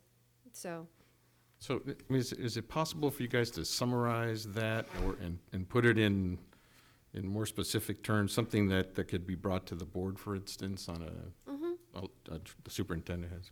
Well, and I think you bring up a great point. I mean, this year Antonio and Nick are both doing a fantastic job, so it's almost a moot point, and those meetings are just kind of ongoing. What I would suggest is we leave it like it is this year and add to it, though, because the problem is, what if we get somebody else in there and they're not doing the job? Then when everything's fine, you don't necessarily need it, but it's when it's not working, and then you need to make sure that we have those in there. So I think what we need to look at for next year is doing, because this is kind of done for this year, but I think, add to that, what does the evaluation look like? And it's kind of an informal thing at this point, and I think adding to that so it's a little more clearly delineated is a great idea. Yeah, I appreciate that. That's exactly what I'm looking for. Just a little more report back. I mean, there's also a fiduciary element to this, so some oversight on our part, that we have to make sure that things are happening, and we're not just taking tobacco grant money, paying an officer's salary, and finding out that they don't show up, Right. which quite frankly, it's happened.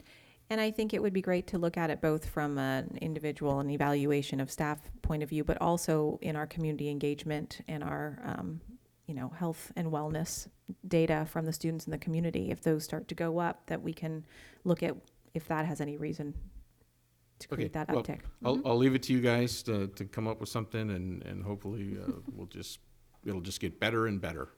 All right, thank you. Yep, just Superintendent. The other thing I wanted the board to know about that we're working on is item right underneath that one, and item 3L is the work year. So we're trying to adjust their work year to our work year, because right now it's not that effective, to be honest. They work four days. So I think one of them works Monday through Thursday, the other works Tuesday through Friday, but that means there's one day when they're not there. So we are, they're having to work with their police union though, so it's kind of a union issue too. So, but Adam and I realized that it would be way better if they just worked our schedule. If we have Thanksgiving week off, they have Thanksgiving week off. If we have spring week, they have spring week, whatever, and so they're here Monday through Friday. So Adam's working on that, and I haven't, I actually met with him this morning, and I forgot to ask him about that, but it's kind of a union issue for them too, but we're trying to get the calendars to mirror each other so that they're not just taking a week of vacation on October 3rd to 10th when we're there, so that's what we're working on. All right, those are both good points. Thank you, Trustee Nell. Trustee Gasson? So, or actually, maybe not Jim, but that leads to a question. Do they actually, I know that they are at our school for so many hours, but do they not have like regular responsibilities too? No? They're exclusively work on our school sites during our designated school period? They do. I mean, they could get pulled off, but they don't normally get pulled off unless there's some emergency going on. Although I'm not sure because the schedule is different, I'm not sure what they do during the summer. So like right now, that's good. They're probably just doing other things. But eventually, if they work more time with us, then they would have more time off during the summer too. All right, so we have a motion on the table by Trustee Aguila. Anybody else? Second by Trustee Gasson. All those in favor? 6-0, 1 absent. Thank you. Thanks, Jen.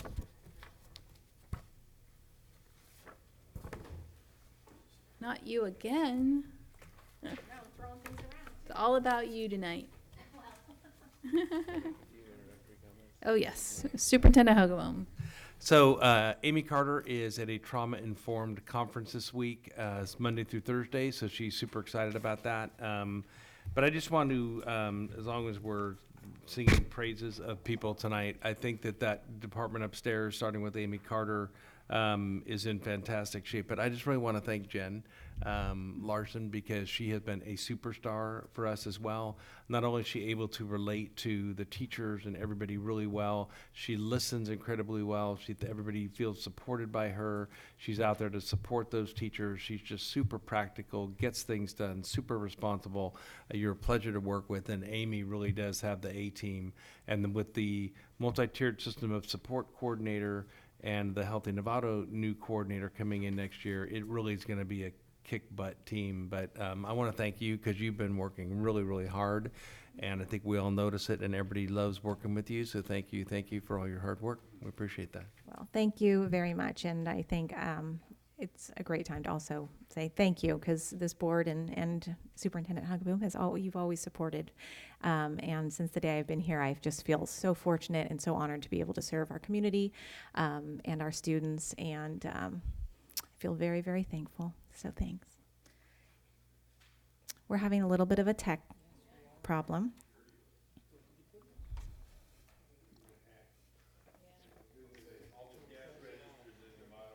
There we go. Where's our IT guy? All right, so we are back tonight for the LCAP approval, hopefully, for 2019-2020. It came to our attention that it would be helpful to have a version that looked a little bit more like the short LCAP that we'd had in the past, and also a executive summary of the funding sources and changes. So you actually have 2 new documents in front of you tonight. The first one is a version of the short LCAP. So it's a little bit more visual representation of our LCAP and each of the items underneath those. And then in addition, you have a 1-page, front and back 1-page. But this is a list of all of our supplementary services, and it just checks for you. Is it a new service? Is it a modified service? Or is it unchanged from last year? If it is in fact unchanged, there's some small notes over there. But ideally, what had been requested is something that was a quick, easy look at to help glance through this as we're going through our kind of final look this evening. So I'm going to go ahead and get started. As we know, the LCAP is a tool for local education agencies to set goals, plan actions, and to leverage resources to meet those needs to improve student outcomes. Our LCAPs run in 3-year cycles. We are in year 3 of our 3-year cycle.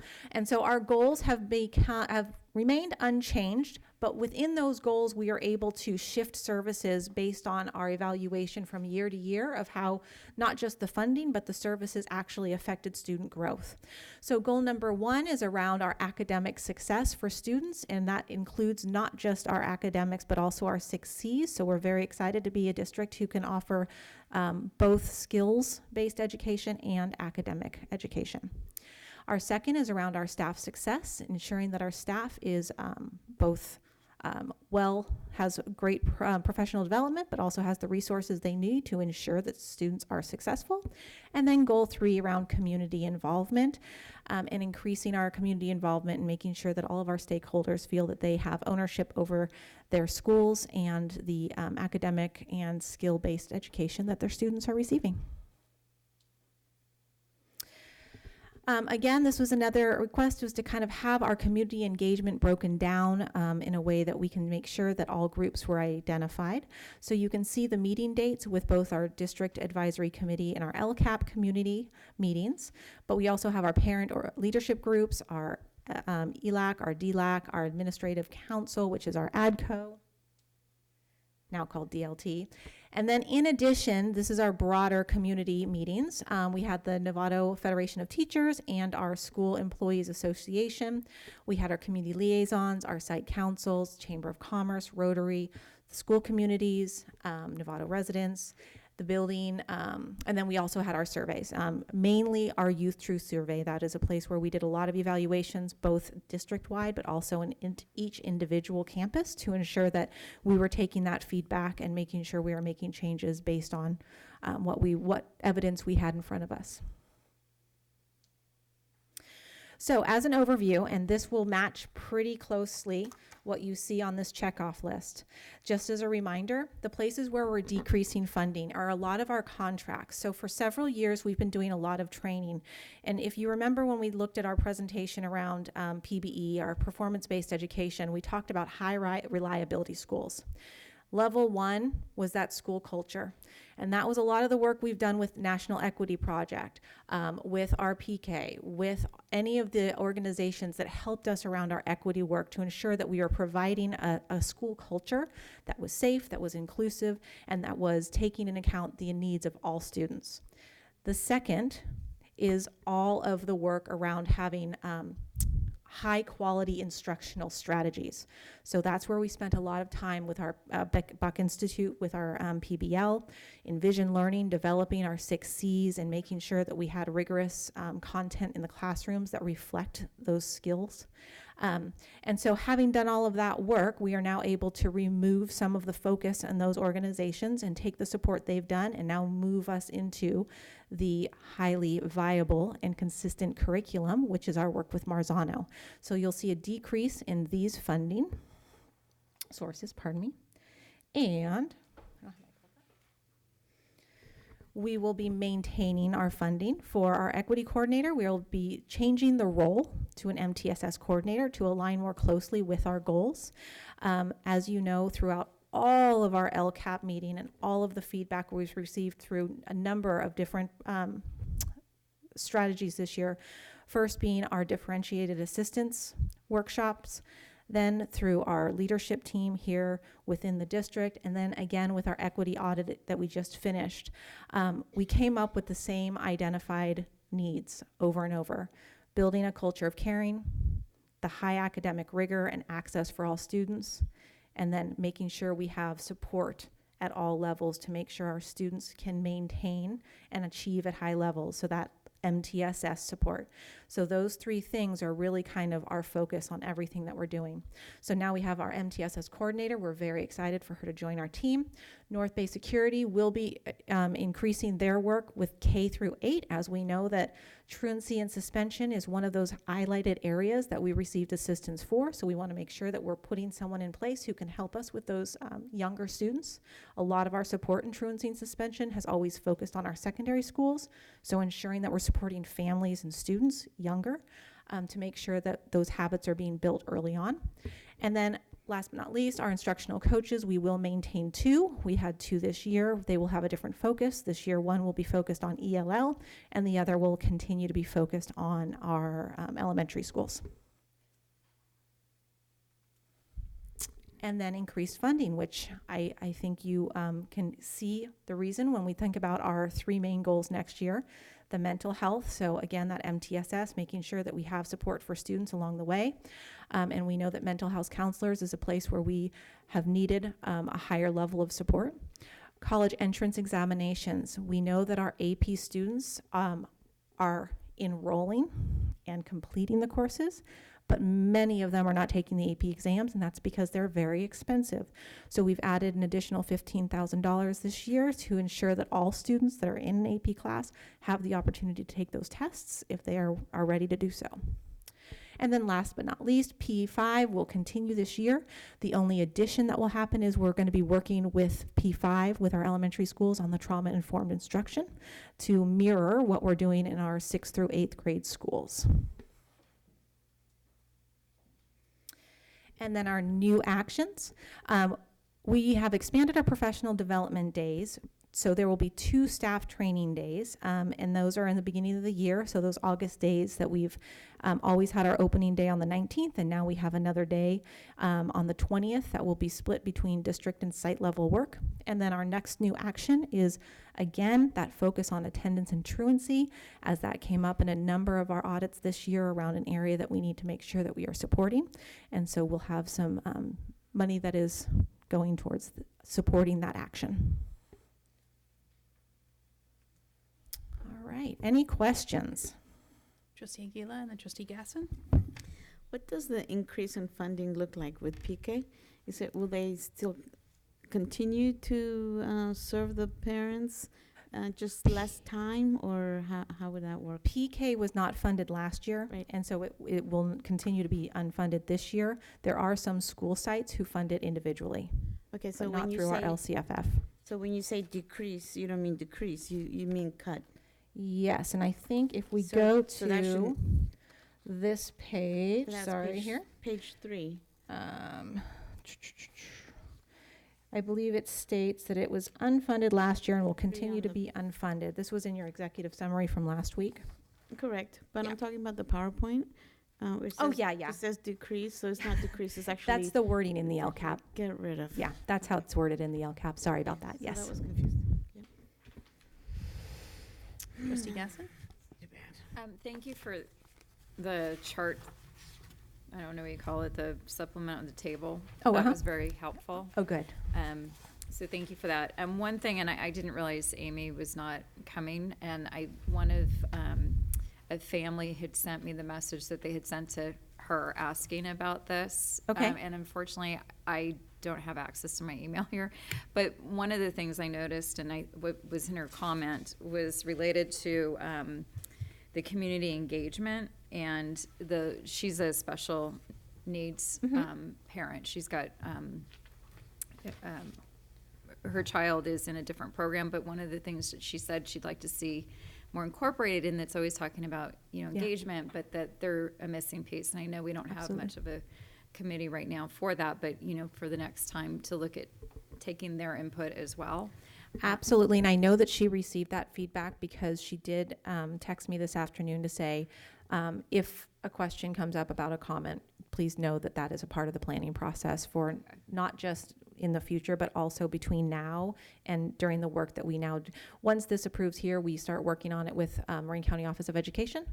So to know that that will play into that work as well to ensure that that's incorporated for the future. Okay, yeah, I presume she would be doing it, but it was more specific, in your presentation, it was more clear that special ed is not defined within here, and getting to understand that that's part of our community Yep, too. absolutely. And being inclusive in that to the extent that we can, and their achievements as well.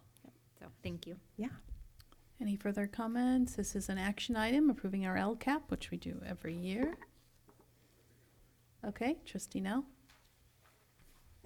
So I would just want to congratulate you and thank you for the effort that you and your team have put into this.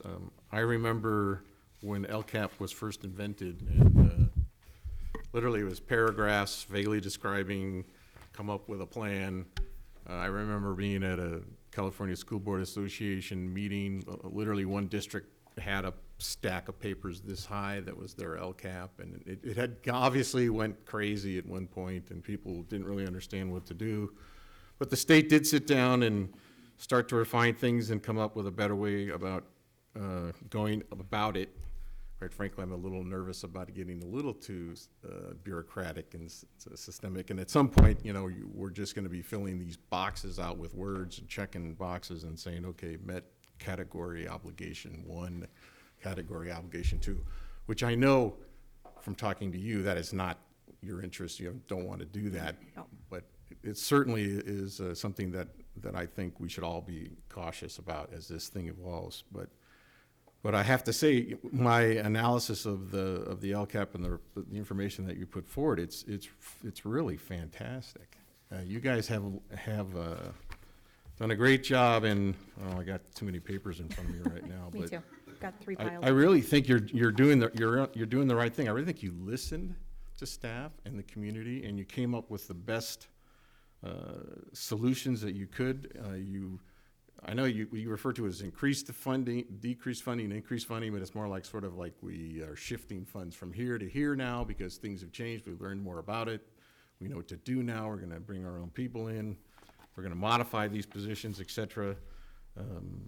Focus on, you mentioned the suspension and the truancy issue, and I think it's important to have some focus on that one. It's just as an example I'm bringing that one up. And I think it's important that we don't necessarily have SRO officers going out on that issue, but essentially someone who works for us in our own way and is going out to help educate the community about the issues and the disadvantages to not going to school, for instance. Yeah. So I just, I'm really, really happy with it. I've gone over it several times. You have to admit, sometimes it's hard to stay focused because of what it is. So, but I'm going to say that I think you're just going to go blow MCOE away. I think this is a fantastic LCAP, Well, and if they say anything, if they're not happy to see it, and if they got any problems, well, you call me. All right. Well, I want to give a shout out to Amy, and I wish you were here to hear that because she's worked so hard on this, and we do have an incredible team, and Susie and Kath and Amanda, and we've just had a great effort around making sure that this LCAP represents the goals that we want moving forward. And again, really shifting, I know I've said it a dozen times, but to having our teacher leadership team and ensuring that we have a even representation from all schools, all grade levels, because that's where the decision making needs to happen is with our staff in the classrooms, working with the families and the communities every day. Yeah. I've observed some of the meetings, and I think we've come a long way. And I think that's a result of the work that you guys have done, and obviously the previous individuals, everyone. Yeah. So, but as part of the process, the next step is we're going to approve it tonight, and then what happens next? No, it definitely doesn't. It goes on a show. I'll tell you, our next step is that we start going through That's it with MCOE, make sure that there is some definite box checking that has to happen. And then you guys already approved on consent the addendum, but that is basically the state saying we need something for federal and we don't want to recreate the wheel. So we're just going to have an addendum, which is a copy and paste so that the federal agencies have that document. But then what we do is we look at this and we design our SIPSAs, so our school site plans. And really one of the things we're working towards is that consistency and that coherence. And so we want to make sure that, and I'll use Novato High as an example, they just did a staff meeting around their goals for next year and taking these goals and then saying, as a team, what does this look like for us? And how do we define this at Novato High so that those action steps are very personalized and all of our schools have different communities and different cultures and they have different needs. And so our next step is to take this and now look at it from the site perspective. Excellent. So thank you. Thank you, Trustee Nell. Trustee Miller, did you have a comment? No, I'm good. You're good. Okay. All right. So this is again an action item. All right. So we have first by Trustee Millerick, second by Trustee Nell. This is a approval of our 2019-20 Local Control Accountability Plan. All those in favor? 6-0, 1 absent. Thank you very much. Thank you. Thanks, Jen. You're all done. Yeah, lots of hard work. We know that went into that. So, all right. And thank you for the additional materials tonight that you provided. 1920 proposed general fund budget. Back again. We had this last week as a staff report. tonight is our approval of our budget.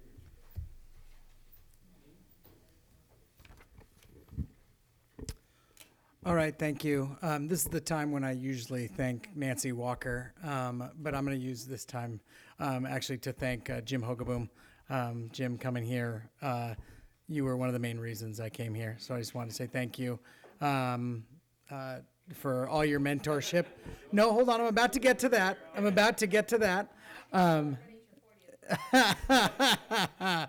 Thank you so much for that. But I just want to say thank you for your mentorship and all that you've done for the district and myself, and then also say how excited I am to work with Chris. I get the pleasure of working with Chris very on an everyday occasion, probably more than he would like. But I wanted to say I think the board has made a wonderful decision there, and I'm excited for Chris's work with the community. And one thing related to the budget around having Jim in San Rafael and Chris here is between the two districts, we have almost 50% of the students in the county.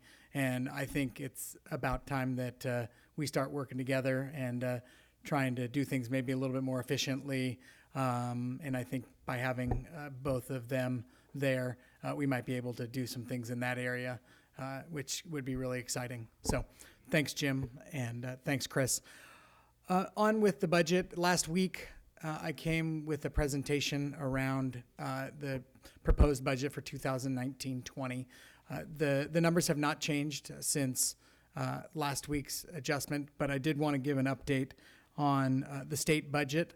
So between last week and this week, the legislature did pass the budget, and there were two items that I wanted to give the board a little bit of information on.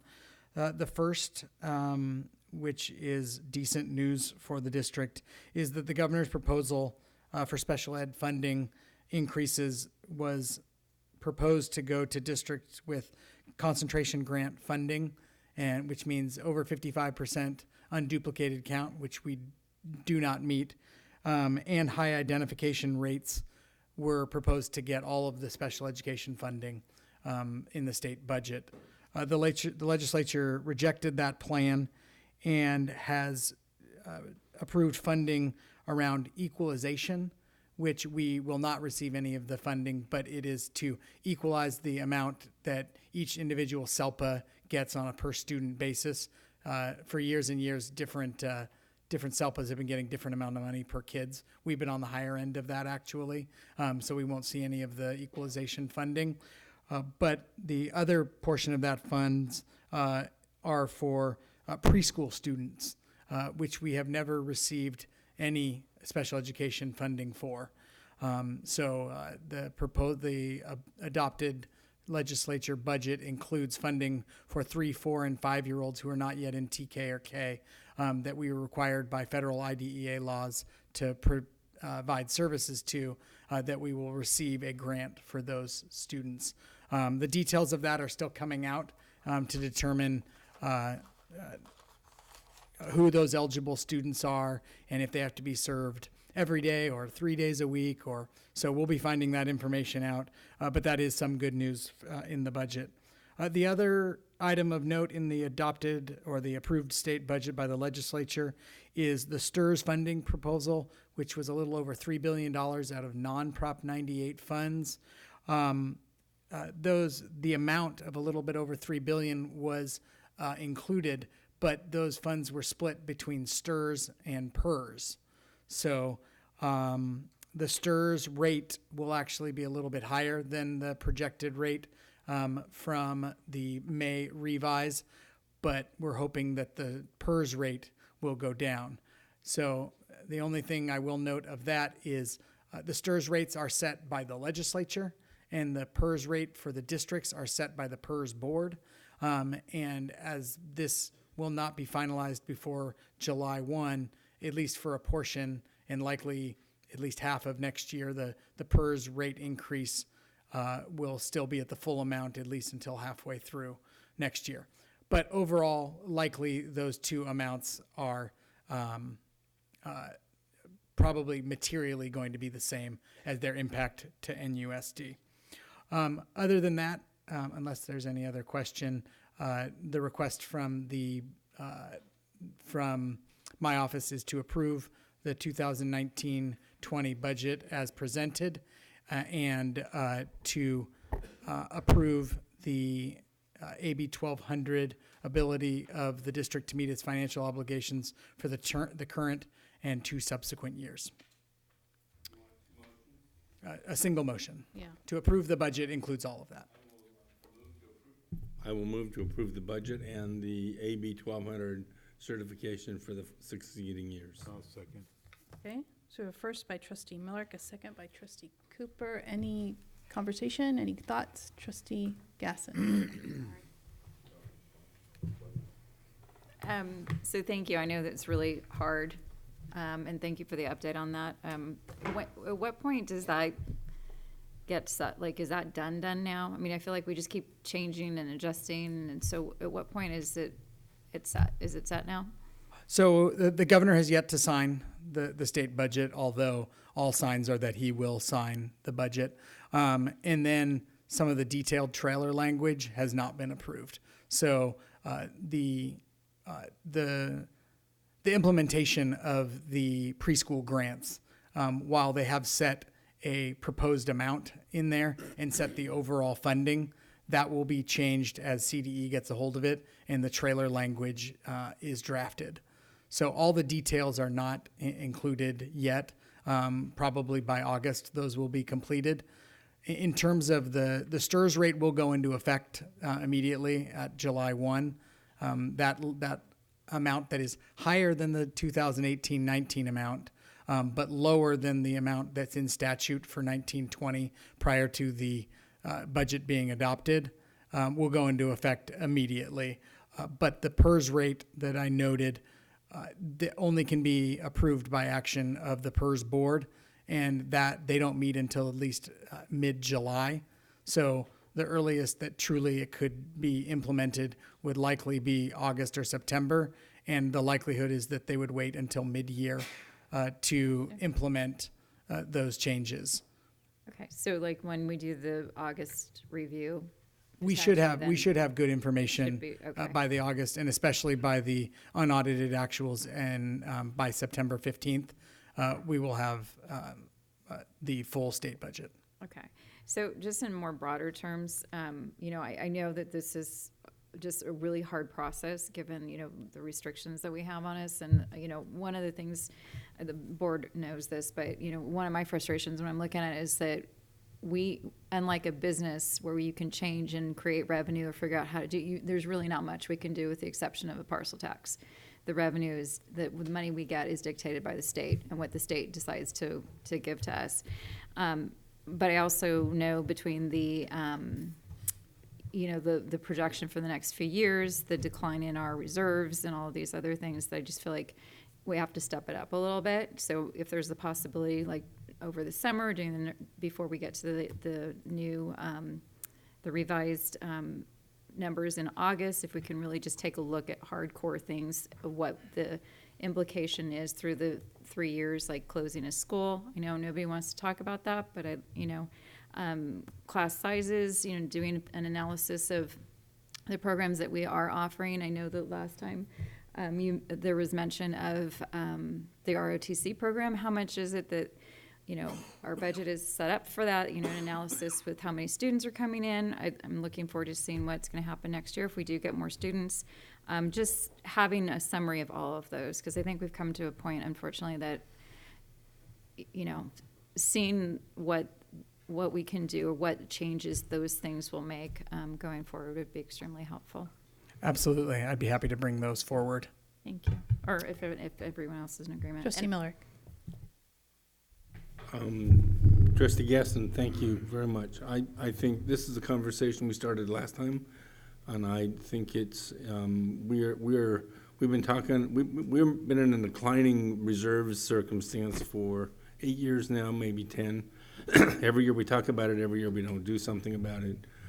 We last year cut $2 million, but things got worse, and we're still sitting here at $1.5 million or $1 million in the hole, overspending what we've got.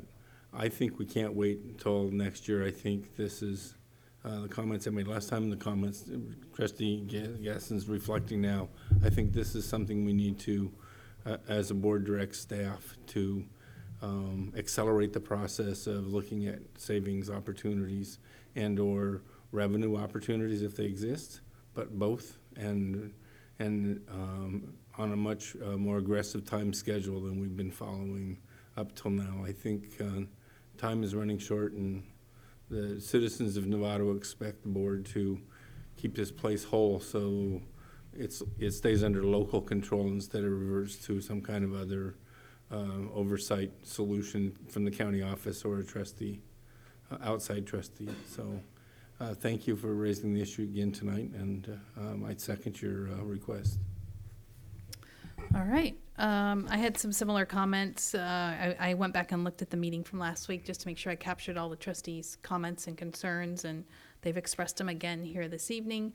So if you do something over the summer, like some sort of planning or strategizing, I would suggest maybe including a couple trustees in that conversation. I think we'd all be open to that, to having a couple of us or one of us, at least, I would say two, just to provide some insight, some thoughts. And we don't want to mix our roles up. We totally understand our role as a board and our role as a staff member, but I think some input in that conversation would be wise. I'd be happy and excited to have the feedback from the board members Okay. Around Yeah. all the different items, because I think, as I noted the last time, that the way we've been going the last two, which has kind of been pruning around the edges and looking for 50,000 here, 100,000 here, really we've done about as much of that as we can. And so we're going to need to be looking at larger scale items, as noted, looking at class size, looking at potentially closing a school and those items. And I think it'll be important to get trustee feedback on those items, and really to bring a broad list of options that may have been thought as sacred cows in the past, but we Right. need to consider them moving forward, given our continuing decline in enrollment, as well as the impact of our PERS and STIRS, and the pension requirements that have been put on us by the state. Right. Okay. And then speaking to the legislature and going to Sacramento and fighting the fight and all of that, Trustee Nell, we have JLAC, Joint Legislative Action Committee, the work that they do with our legislature, the representing us here in Marin. Is there anything that you can speak to that they're working on? I know it's a constant battle and making them aware of what's happening here in Marin.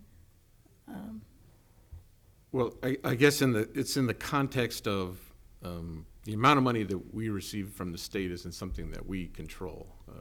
Right. So we basically receive funds based on a formula that Sacramento dictates, and there's a lot of talk about per pupil spending on a rank per state basis. So you hear things like per pupil, California is 47th ranked and so forth. I think essentially what the message that we're trying to get out to parents and other citizens of California is that California spends a lot of money on things other than public education. And just some quick numbers are in comparison, that where we're 47th on per pupil spending, but we're 26th on other spending. So we're about the middle of the pack when it comes to spending our taxpayer dollars on other things other than education. So for over a period of time, California's priority on public education has been waning, and our leaders in Sacramento have been focusing less and less on our needs. And though we're all dealing with the pension liability issues, which essentially is ongoing, ever increasing, the state continues to spend more money on other things than public education and higher education combined. And I think that people need to start paying attention to who they elect to represent us in the Assembly and the state Senate. And we should be looking for people who have a higher interest in promoting public education, as opposed to some of the things that they spend money on. I don't want to belabor the point too much and go through a long list, but let's just bring it home. For instance, we have a fixed budget, and we have to make cuts. And so I'm receiving emails from parents, and I'm talking to different staff members and other people in the community, and everyone has a great idea about how we can save money. And incidentally, I was going to sort of bring this up with you earlier. I wish there was an easy portal I could go to when somebody said, hey, you can save $1 million if you, Close the district office. if I'm going to say some suggestion or what, and I would love to be able to go and put a dollar amount on that so I could respond and say, your idea is a good one, and I mean, the appearance may be so, but in actuality, that's only a $8,000 saving on an annual basis.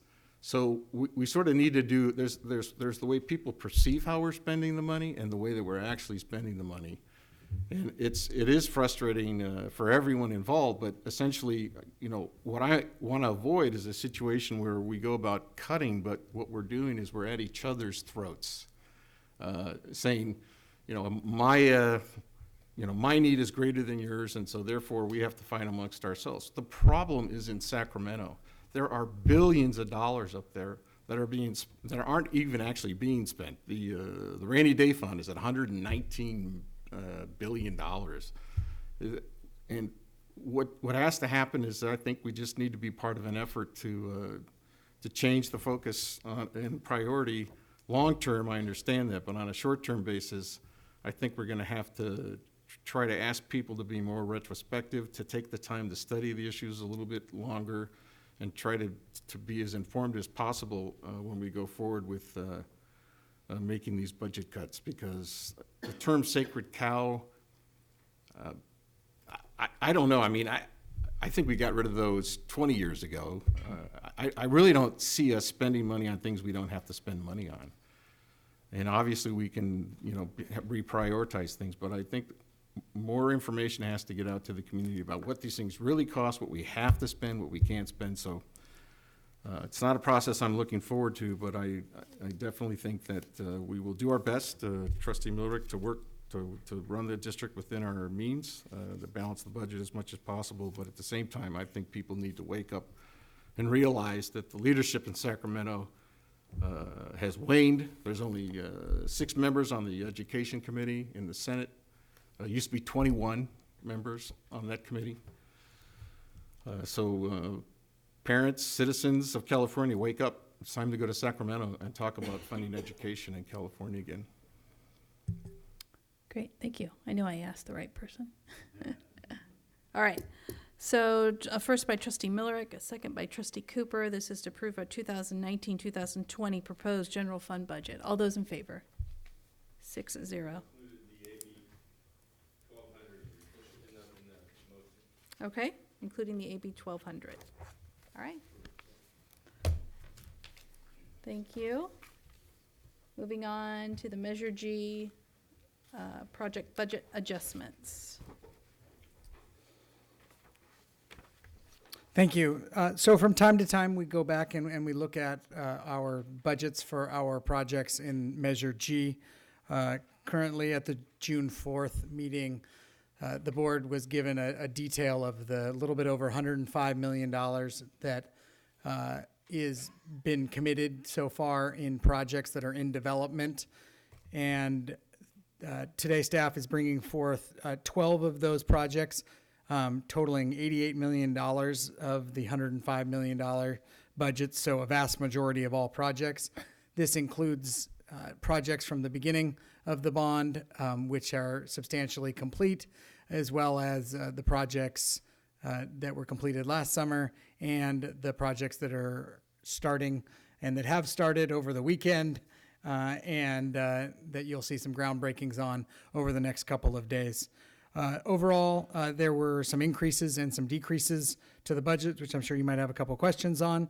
But overall, the total budget adjustment requested is $242,000 from the schematic designs overall. That's about 0.3% of a increase from the schematic designs. That being said, as many of those projects are going into, and you will see Mike give the contract approval tonight, those budgets include contingencies on construction contingencies, as well as a couple of them on DSAs, as we're finalizing DSA comments on them, and I expect most, if not all, of those projects to come in at or below the budgets that we are updating tonight. With that, I'm happy to open it up to some questions. Trustee Gasson, then Trustee Miller. I think you actually may have answered my question. So the amounts on the revised budget, because when I went back to the contracts, the numbers are different. So the numbers within the contracts are what we're contracting for, but the numbers on this sheet for the revised is with anticipation of something is added on. The numbers in the on the sheets are the total project budgets. So our projects usually include about 70 to 75% hard costs, which will be the construction contracts that you'll approve. And then we see anywhere from 25 to 30% in soft cost. And those are our architect's costs. Those are our construction management costs. They might be FF&E costs, or our inspectors, or our test lab, those kind of things. So the contracts that are being approved tonight are strictly the construction budgets for those, the hard general contractor costs, and the budgets that we're approving are the entire project budgets. Okay, well, I got all excited there for a second, because I mean, I like all the other air conditioning, things that were down. I was like, great, and obviously gets offset by the San Marin, STEM, and Novato High. So when I saw, for example, the San Marin 19,000, and then almost 23 or 19,000. Yeah, I wish 19 million. Anyway, okay. So that's the revised is the amount that you would be allowed to go up to spend for the entire project. Okay. Exactly. And it's okay if you don't have this number, but I know that there was originally an assumption of, there was the cost, and then we added an amount over because you never, you had contingency already. So what is the actual number of how much we are over? I understand the difference for our last approved budget, but what is the total? Like, how far are we off from where we originally To clarify, started? are you speaking from the original facilities master plan Well, budgets? from the original, yeah. When, I know everything is more expensive, so I imagine at some point we got to this board-approved budget. Yes.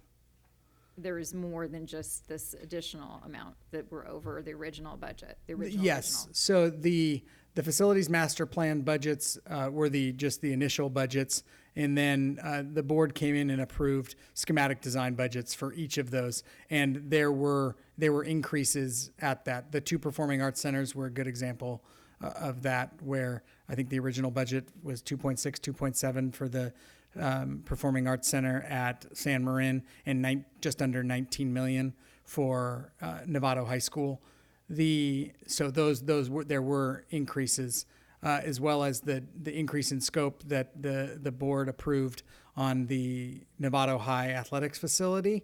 But then there were other projects like the two science STEM centers that have come in relatively close to their original 2016 facilities master plan numbers. So I can get you a detailed breakdown of that, but I don't have it in front of me. No, I guess in general terms, like if we're like 3 million off, or, if there was again, with the understanding that we've already kind of moved up a little bit, how much is that cumulatively if we're off, 0.3% isn't that much for this, but cumulatively from where we started, I know our money keeps dwindling away, but I just was curious. So I don't need an exact number. I think an overall better is that our updated projection of everything that's included in the facilities master plan, plus the additions that have been made by the board, is over 300 million on an original budget of 222 million.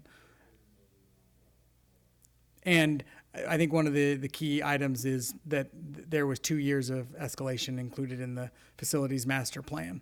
And when we really look into construction, when you're talking 8 to 10 years of escalation, or an average of 5 on each project, that'll grow pretty quickly. So, Trustee Miller? Thank you. So my first concern is the same one I think Trustee Gasson raised. When I look at the San Marin High School STEM and Performing Arts Center, it looks like it's escalated $1 million, $969 Yes. And the same with the Novato High, it's gone up 600,000. Yes. But these are upgrades from the last budget revision you've brought us. So the original number from what the community was, we quoted when we talked to the community, which was in the 5 millions for some of that. Yep. So those changes aren't reflected here. This is just the last change. So maybe the way to present this is what was original, upgrades so far, and the upgrade and the revisions that are being proposed today. So there's a way to track from the initial point where we're going. For example, well, performing arts centers are examples, but the field upgrades at Novato High went from nothing to something, and we all, this board approved them, so they're there.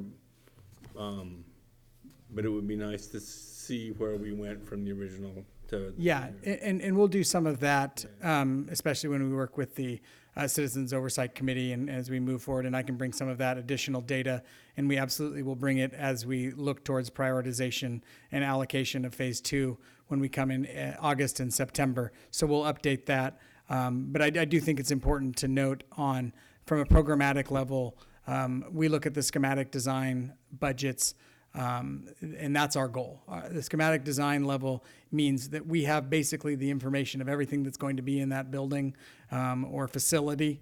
And so from a program standpoint, that's how we judge the program on how we're doing, is how close we're getting to our schematic design budgets. So my view is, what was the original budget? Yep.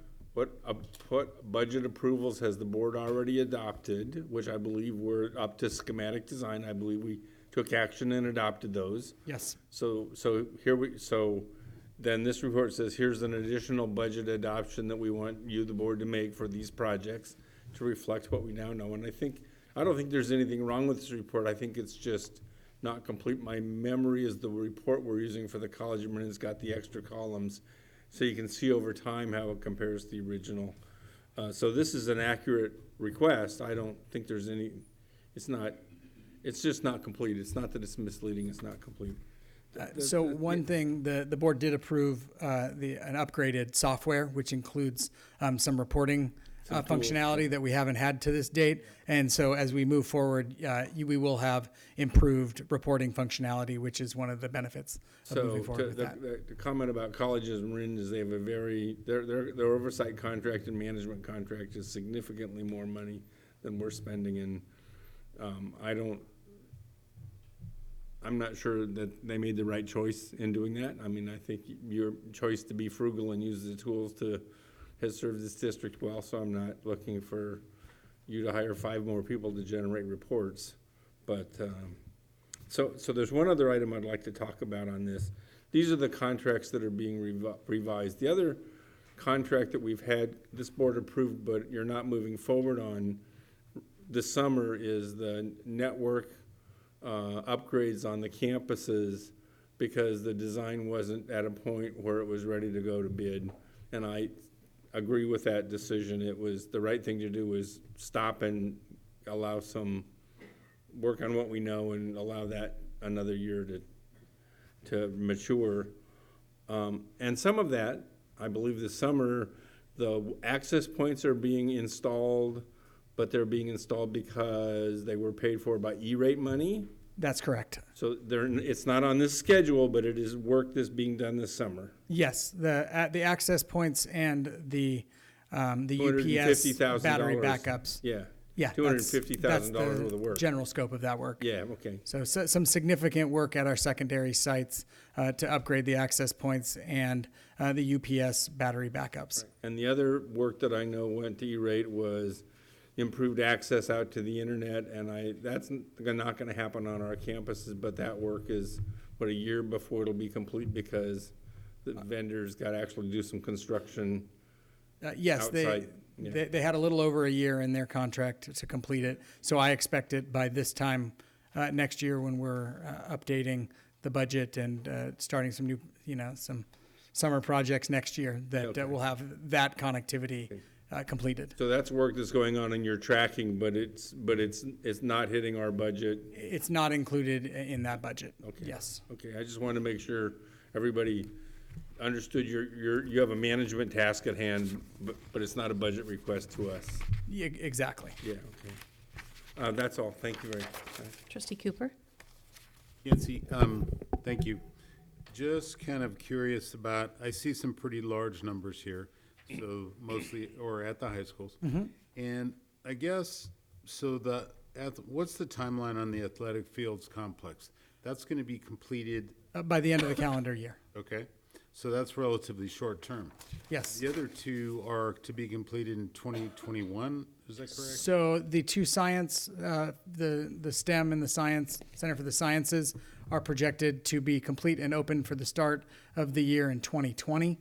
And both of the performing arts centers are scheduled for January of 2021. Although we are hoping potentially on the San Marin side, it's a little bit smaller of a facility to finish it a little bit early, but as of right now, January of 2021. Okay, the only reason I ask that is because those are longer, the projects will run out that much longer. Are we gonna run into this again where we're gonna come back and, oh, well, it's more escalation costs and it's gonna be another $1 million by the time it gets done? No. Or are you pretty comfortable with? These numbers include the actual contracts that we will, Mike is bringing for approval tonight. So they include the full construction contract, including contingency on both of those projects, and including some funding for DSA contingencies. So no more creep, or if you want to call it that, or whatever. There's no more creep allowed in those contracts. So we are set. We have no more escalation, I think is the key on those. Now, I'm the first person to tell you in construction, but my expectation, and given that our contract includes, they don't call it a guaranteed maximum price anymore, but basically a guaranteed maximum price on those. This new updated budget includes the full budget, full contract with contingency. Okay. Okay, I'm happy with that. That's good news. Yep. Thank you. Any further comments? All right, this is a discussion action item. Need a motion? I'll move the adoption of the Measure G projected budget adjustments. First by Trustee Nell, second by Trustee Millerick. All those in favor? 6-0, 1 absent. Moving on. Now it's Mike Woolard's. Yeah, now Mike's gotta go to Multiple work. items. Good evening. I'd like to thank Yancy for doing the hard part. Before I go into this specific one, I'd like to just briefly explain the next 4 items that I'm going to bring to you. So with the vote you just did, you approved the adjusted budgets for these projects. So for most of those, it's an updated budget. So what I'm going to present now is the contract award, whether it's regular contract award or contract documents for the leaseback contracts we have. So basing this on the fact that you just approved the expanded budgets, we're just going to go right into the contract awards. So first, I'd like to talk about and again, the new term for the guaranteed maximum price is now called a total base rent. Did not make that up. It's a very interesting acronym, but so I'll call it the TBR, which is the official document we're going to be using to talk about for these particular contracts. But for the Novato High projects, you previously approved to combine the Center for the Sciences and the Center for the Arts into one contract. We awarded a leaseback contract to Wright Contracting, and we've now received their pricing. One caveat I would like to tell you is we have not received DSA final approval for this project yet. We have had some hurdles, I guess I would say. With DSA, they've had some challenges getting projects in and out on their timeline. So, as Yancy mentioned, as part of this budget, is that me? That was me. Oh, sorry. It's like, am I banging something? Not very good with microphones. As part of this project, we've also included a DSA contingency into the budget that you just approved to account for any comments that we might still get. We have received most of our comments. Most of these projects, specifically these two, One is scheduled for back check next week, and one is scheduled for back check in a couple weeks. And that means it's the final meeting with DSA to reconcile the comments they had and our feedback to those, and then get the official approval. So we're very close to getting that official approval, but I wanted to let you know that we did account for that in the budget that you just approved. So with all that said, looking for board approval to award a total base rent amount of $32,721,306 to Wright Contracting for the Center for the Sciences and the Center for the Arts projects. And I'm also asking at this time, again, because we do not have DSA official approval, that the board approve authority for the superintendent or designee to sign the final lease-leaseback agreement once we get DSA approval, which will happen over the summer when we don't have a meeting, upon final DSA approval. So those are the two things that I would like to seek board All approval right. on. Board members? Trustee Cooper. I will move on that, and that, all that language is actually in this presentation under recommendation, correct? Yeah, I see it In there too. I addition, was just board looking at that. recommended. Yeah. So I would move approval of the total base rent TBR amount in the leaseback contract for Wright Contracting, and recommend, give the authority to the superintendent or designee to sign the final LOB agreement documents. Okay. And I do have, so there's the first. Yep. And I have a question. Is there, Maria's got a second. Sorry. I just have a quick comment on that, yeah. What? Yeah. Two, yeah. Yeah. Okay, got it. Good. So, just to see if there's any way to start to move forward on any work, can we start doing demo on the tennis courts, for example, prior to DSA back check? No. The only Don't thing start we could anything. possibly do for these two projects, for the Center for the Sciences building, we can start disassembling the portable classrooms that we're going to move, but we cannot start reassembling them because that is part of the DSA approved. Grounds, we could start to move all that stuff? No, grounds the same thing. If you start a constructive start on a project, you have to have DSA approval Okay. to do that. So Darn. we did mow the grass, so we did that for the fields, but yeah. And I was happy to hear that tank out there contained water instead of something else. Right? But we're doing everything we can. Like today, both sites, we started disassembling the portables at San Marin. They're actually going to move those the next couple days to their new location and not put them back together until we get DSA approval. And at Novato, we've turned off power. All the portables are moved out into, all the furniture and goods are boxed up and moved into storage containers for the next 6 weeks until we get the portables relocated. Oh, I get 1 day, I think. July 5th, I believe. July 5th. Pending approval. All right, so we have a first by, oh, you have a question, Trustee Miller? Two issues. One is, there is a water well on the road heading into Novato High on the fence line over by where the grounds is. So we might want to make sure that's protected, so we don't accidentally contaminate some groundwater. Just I know. figure out where it is, Mhm. protect it. And the second is on the DSA approvals. We ran ahead at San Marin visitors bleachers and put them in ahead of DSA approval because of the kinds of pressure that came from the board, and we ended up losing 6 months and had to go back and negotiate with DSAs because once they saw we were running ahead of their approvals, they made life extraordinarily difficult for the district. So don't. We're in good hands. I just Yeah. have the question.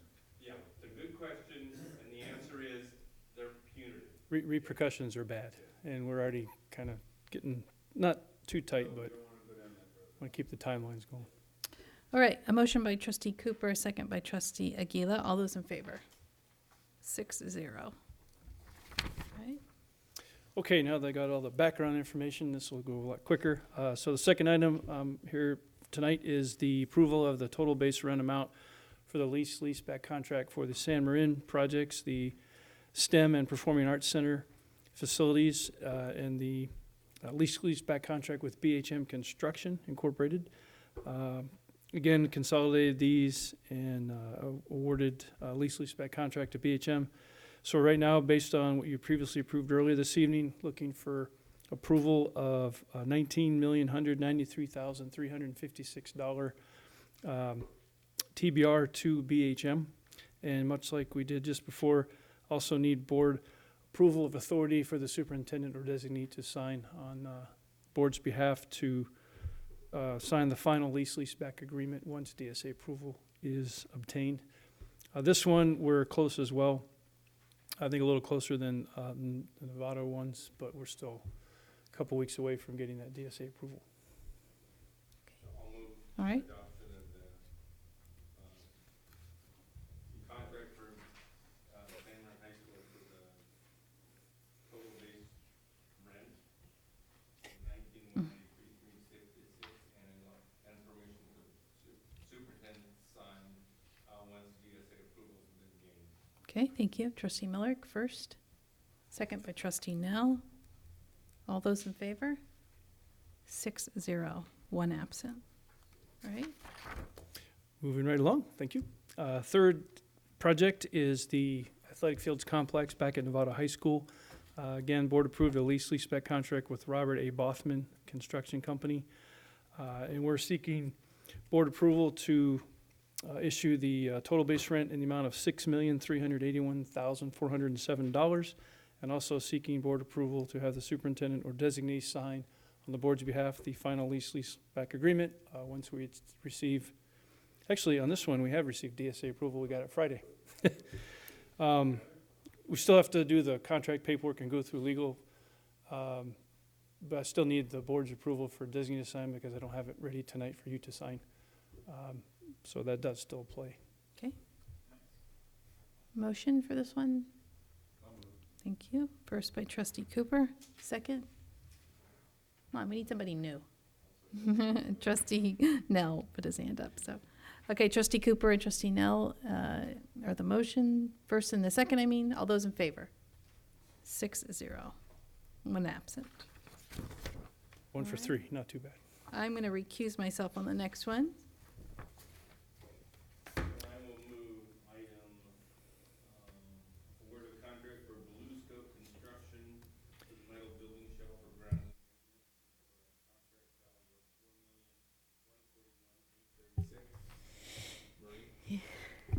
Okay. Yeah. Yes. So, correct. A second. Okay, Trustee Nell. All right. So, some call for the vote. I'm sorry, I don't mean to offend the Discussion, process. discussion? I just want to clear up one thing. I'm actually asking for board approval of $753,567 contract. You just, Trustee Miller, you just mentioned the budget overall project, but for this particular one, we pulled this part out of the contract to GMH because we got a Sourcewell contract, like a CMAS contract. We got better pricing by doing it this way, so we lowered the project budget a little bit. So we're just asking for the approval for the contract amount with this particular construction company in the amount of $753,567.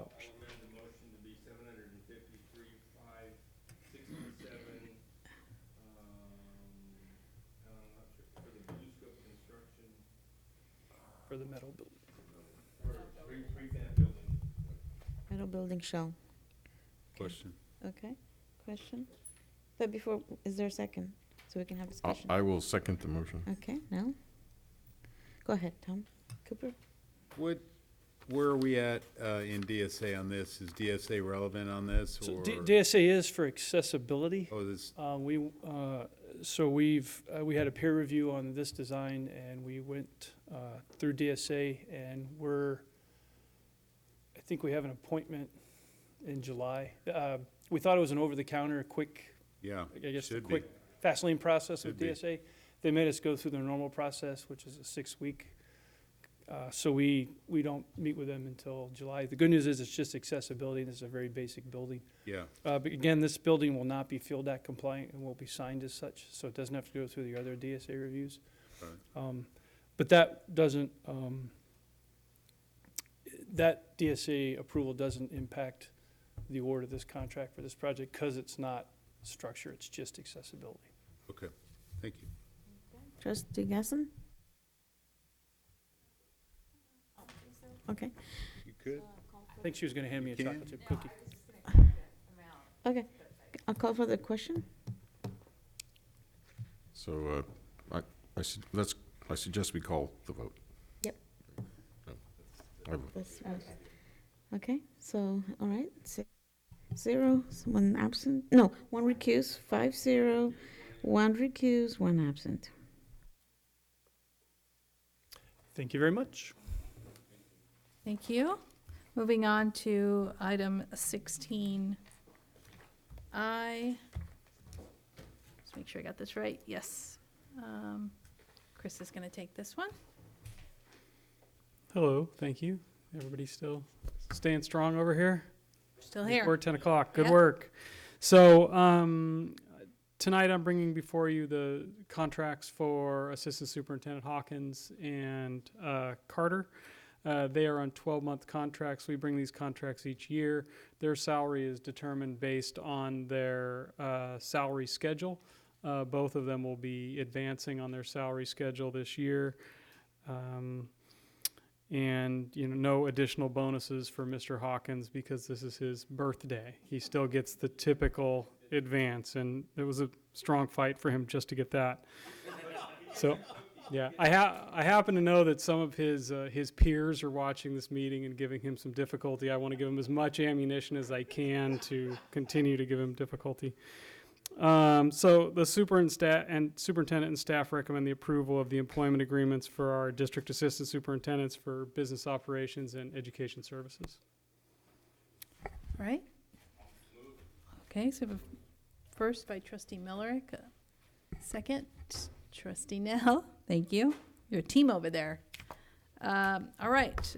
So we have a first by trustee Millerick, a second by trustee Nell. This is approval of the employment agreements for the district assistant superintendents for business and operation and education services. All those in favor? 6-0, 1 absent. Did accept those conditions? I wonder. Did he take the cookie? Now he does. It's done. No cookie. All right, there are last two items. Chris? Okay, so on occasion we have situations where we find the right person to teach a job, but they don't necessarily have the right credentialing. And we have a couple of those situations tonight. These are in positions that are difficult to fill for two very different reasons. We have a math position that we'll talk about momentarily, but we also have a part-time drama position. So in this case, we have a 0.4 drama position at San Marin. Regardless of our efforts to recruit somebody who was fully credentialed, we were unable to find somebody, but we were able to find somebody that we're very excited about in Haley McFadden. Haley's enrolled in a credential program at San Francisco State University, and we're attempting to use a variable term waiver that gives us some flexibility in covering this assignment. While the person goes and earns their credential. It's important to note that your next superintendent was also an intern. This is just another way to get people into our industry of education without the formal process of student teaching. So it can be successful. But not always. Yes, true, so true. Sometimes they have to get them way out of the classroom. So San Marin High School is really excited to have Haley McFadden come and join the team. They see that she has tremendous potential, and with that, we ask that you approve this variable term waiver. All right. Anybody? I will move the waiver. All right. Second. First by trustee Nell, a second by trustee Aguila. All those in favor? 6-0, 1 absent.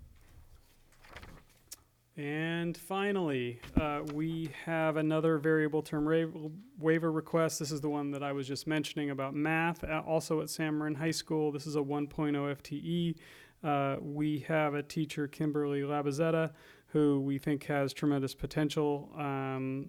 San Marin has worked with her. They're excited about having her join the team. She's enrolled in Brandman University currently to earn her math credential. She actually starts next month, and she should be finished by the fall of 2020. Again, we've recruited a great deal for this position. We've just been unable to fill it with somebody that's fully credentialed. So Okay.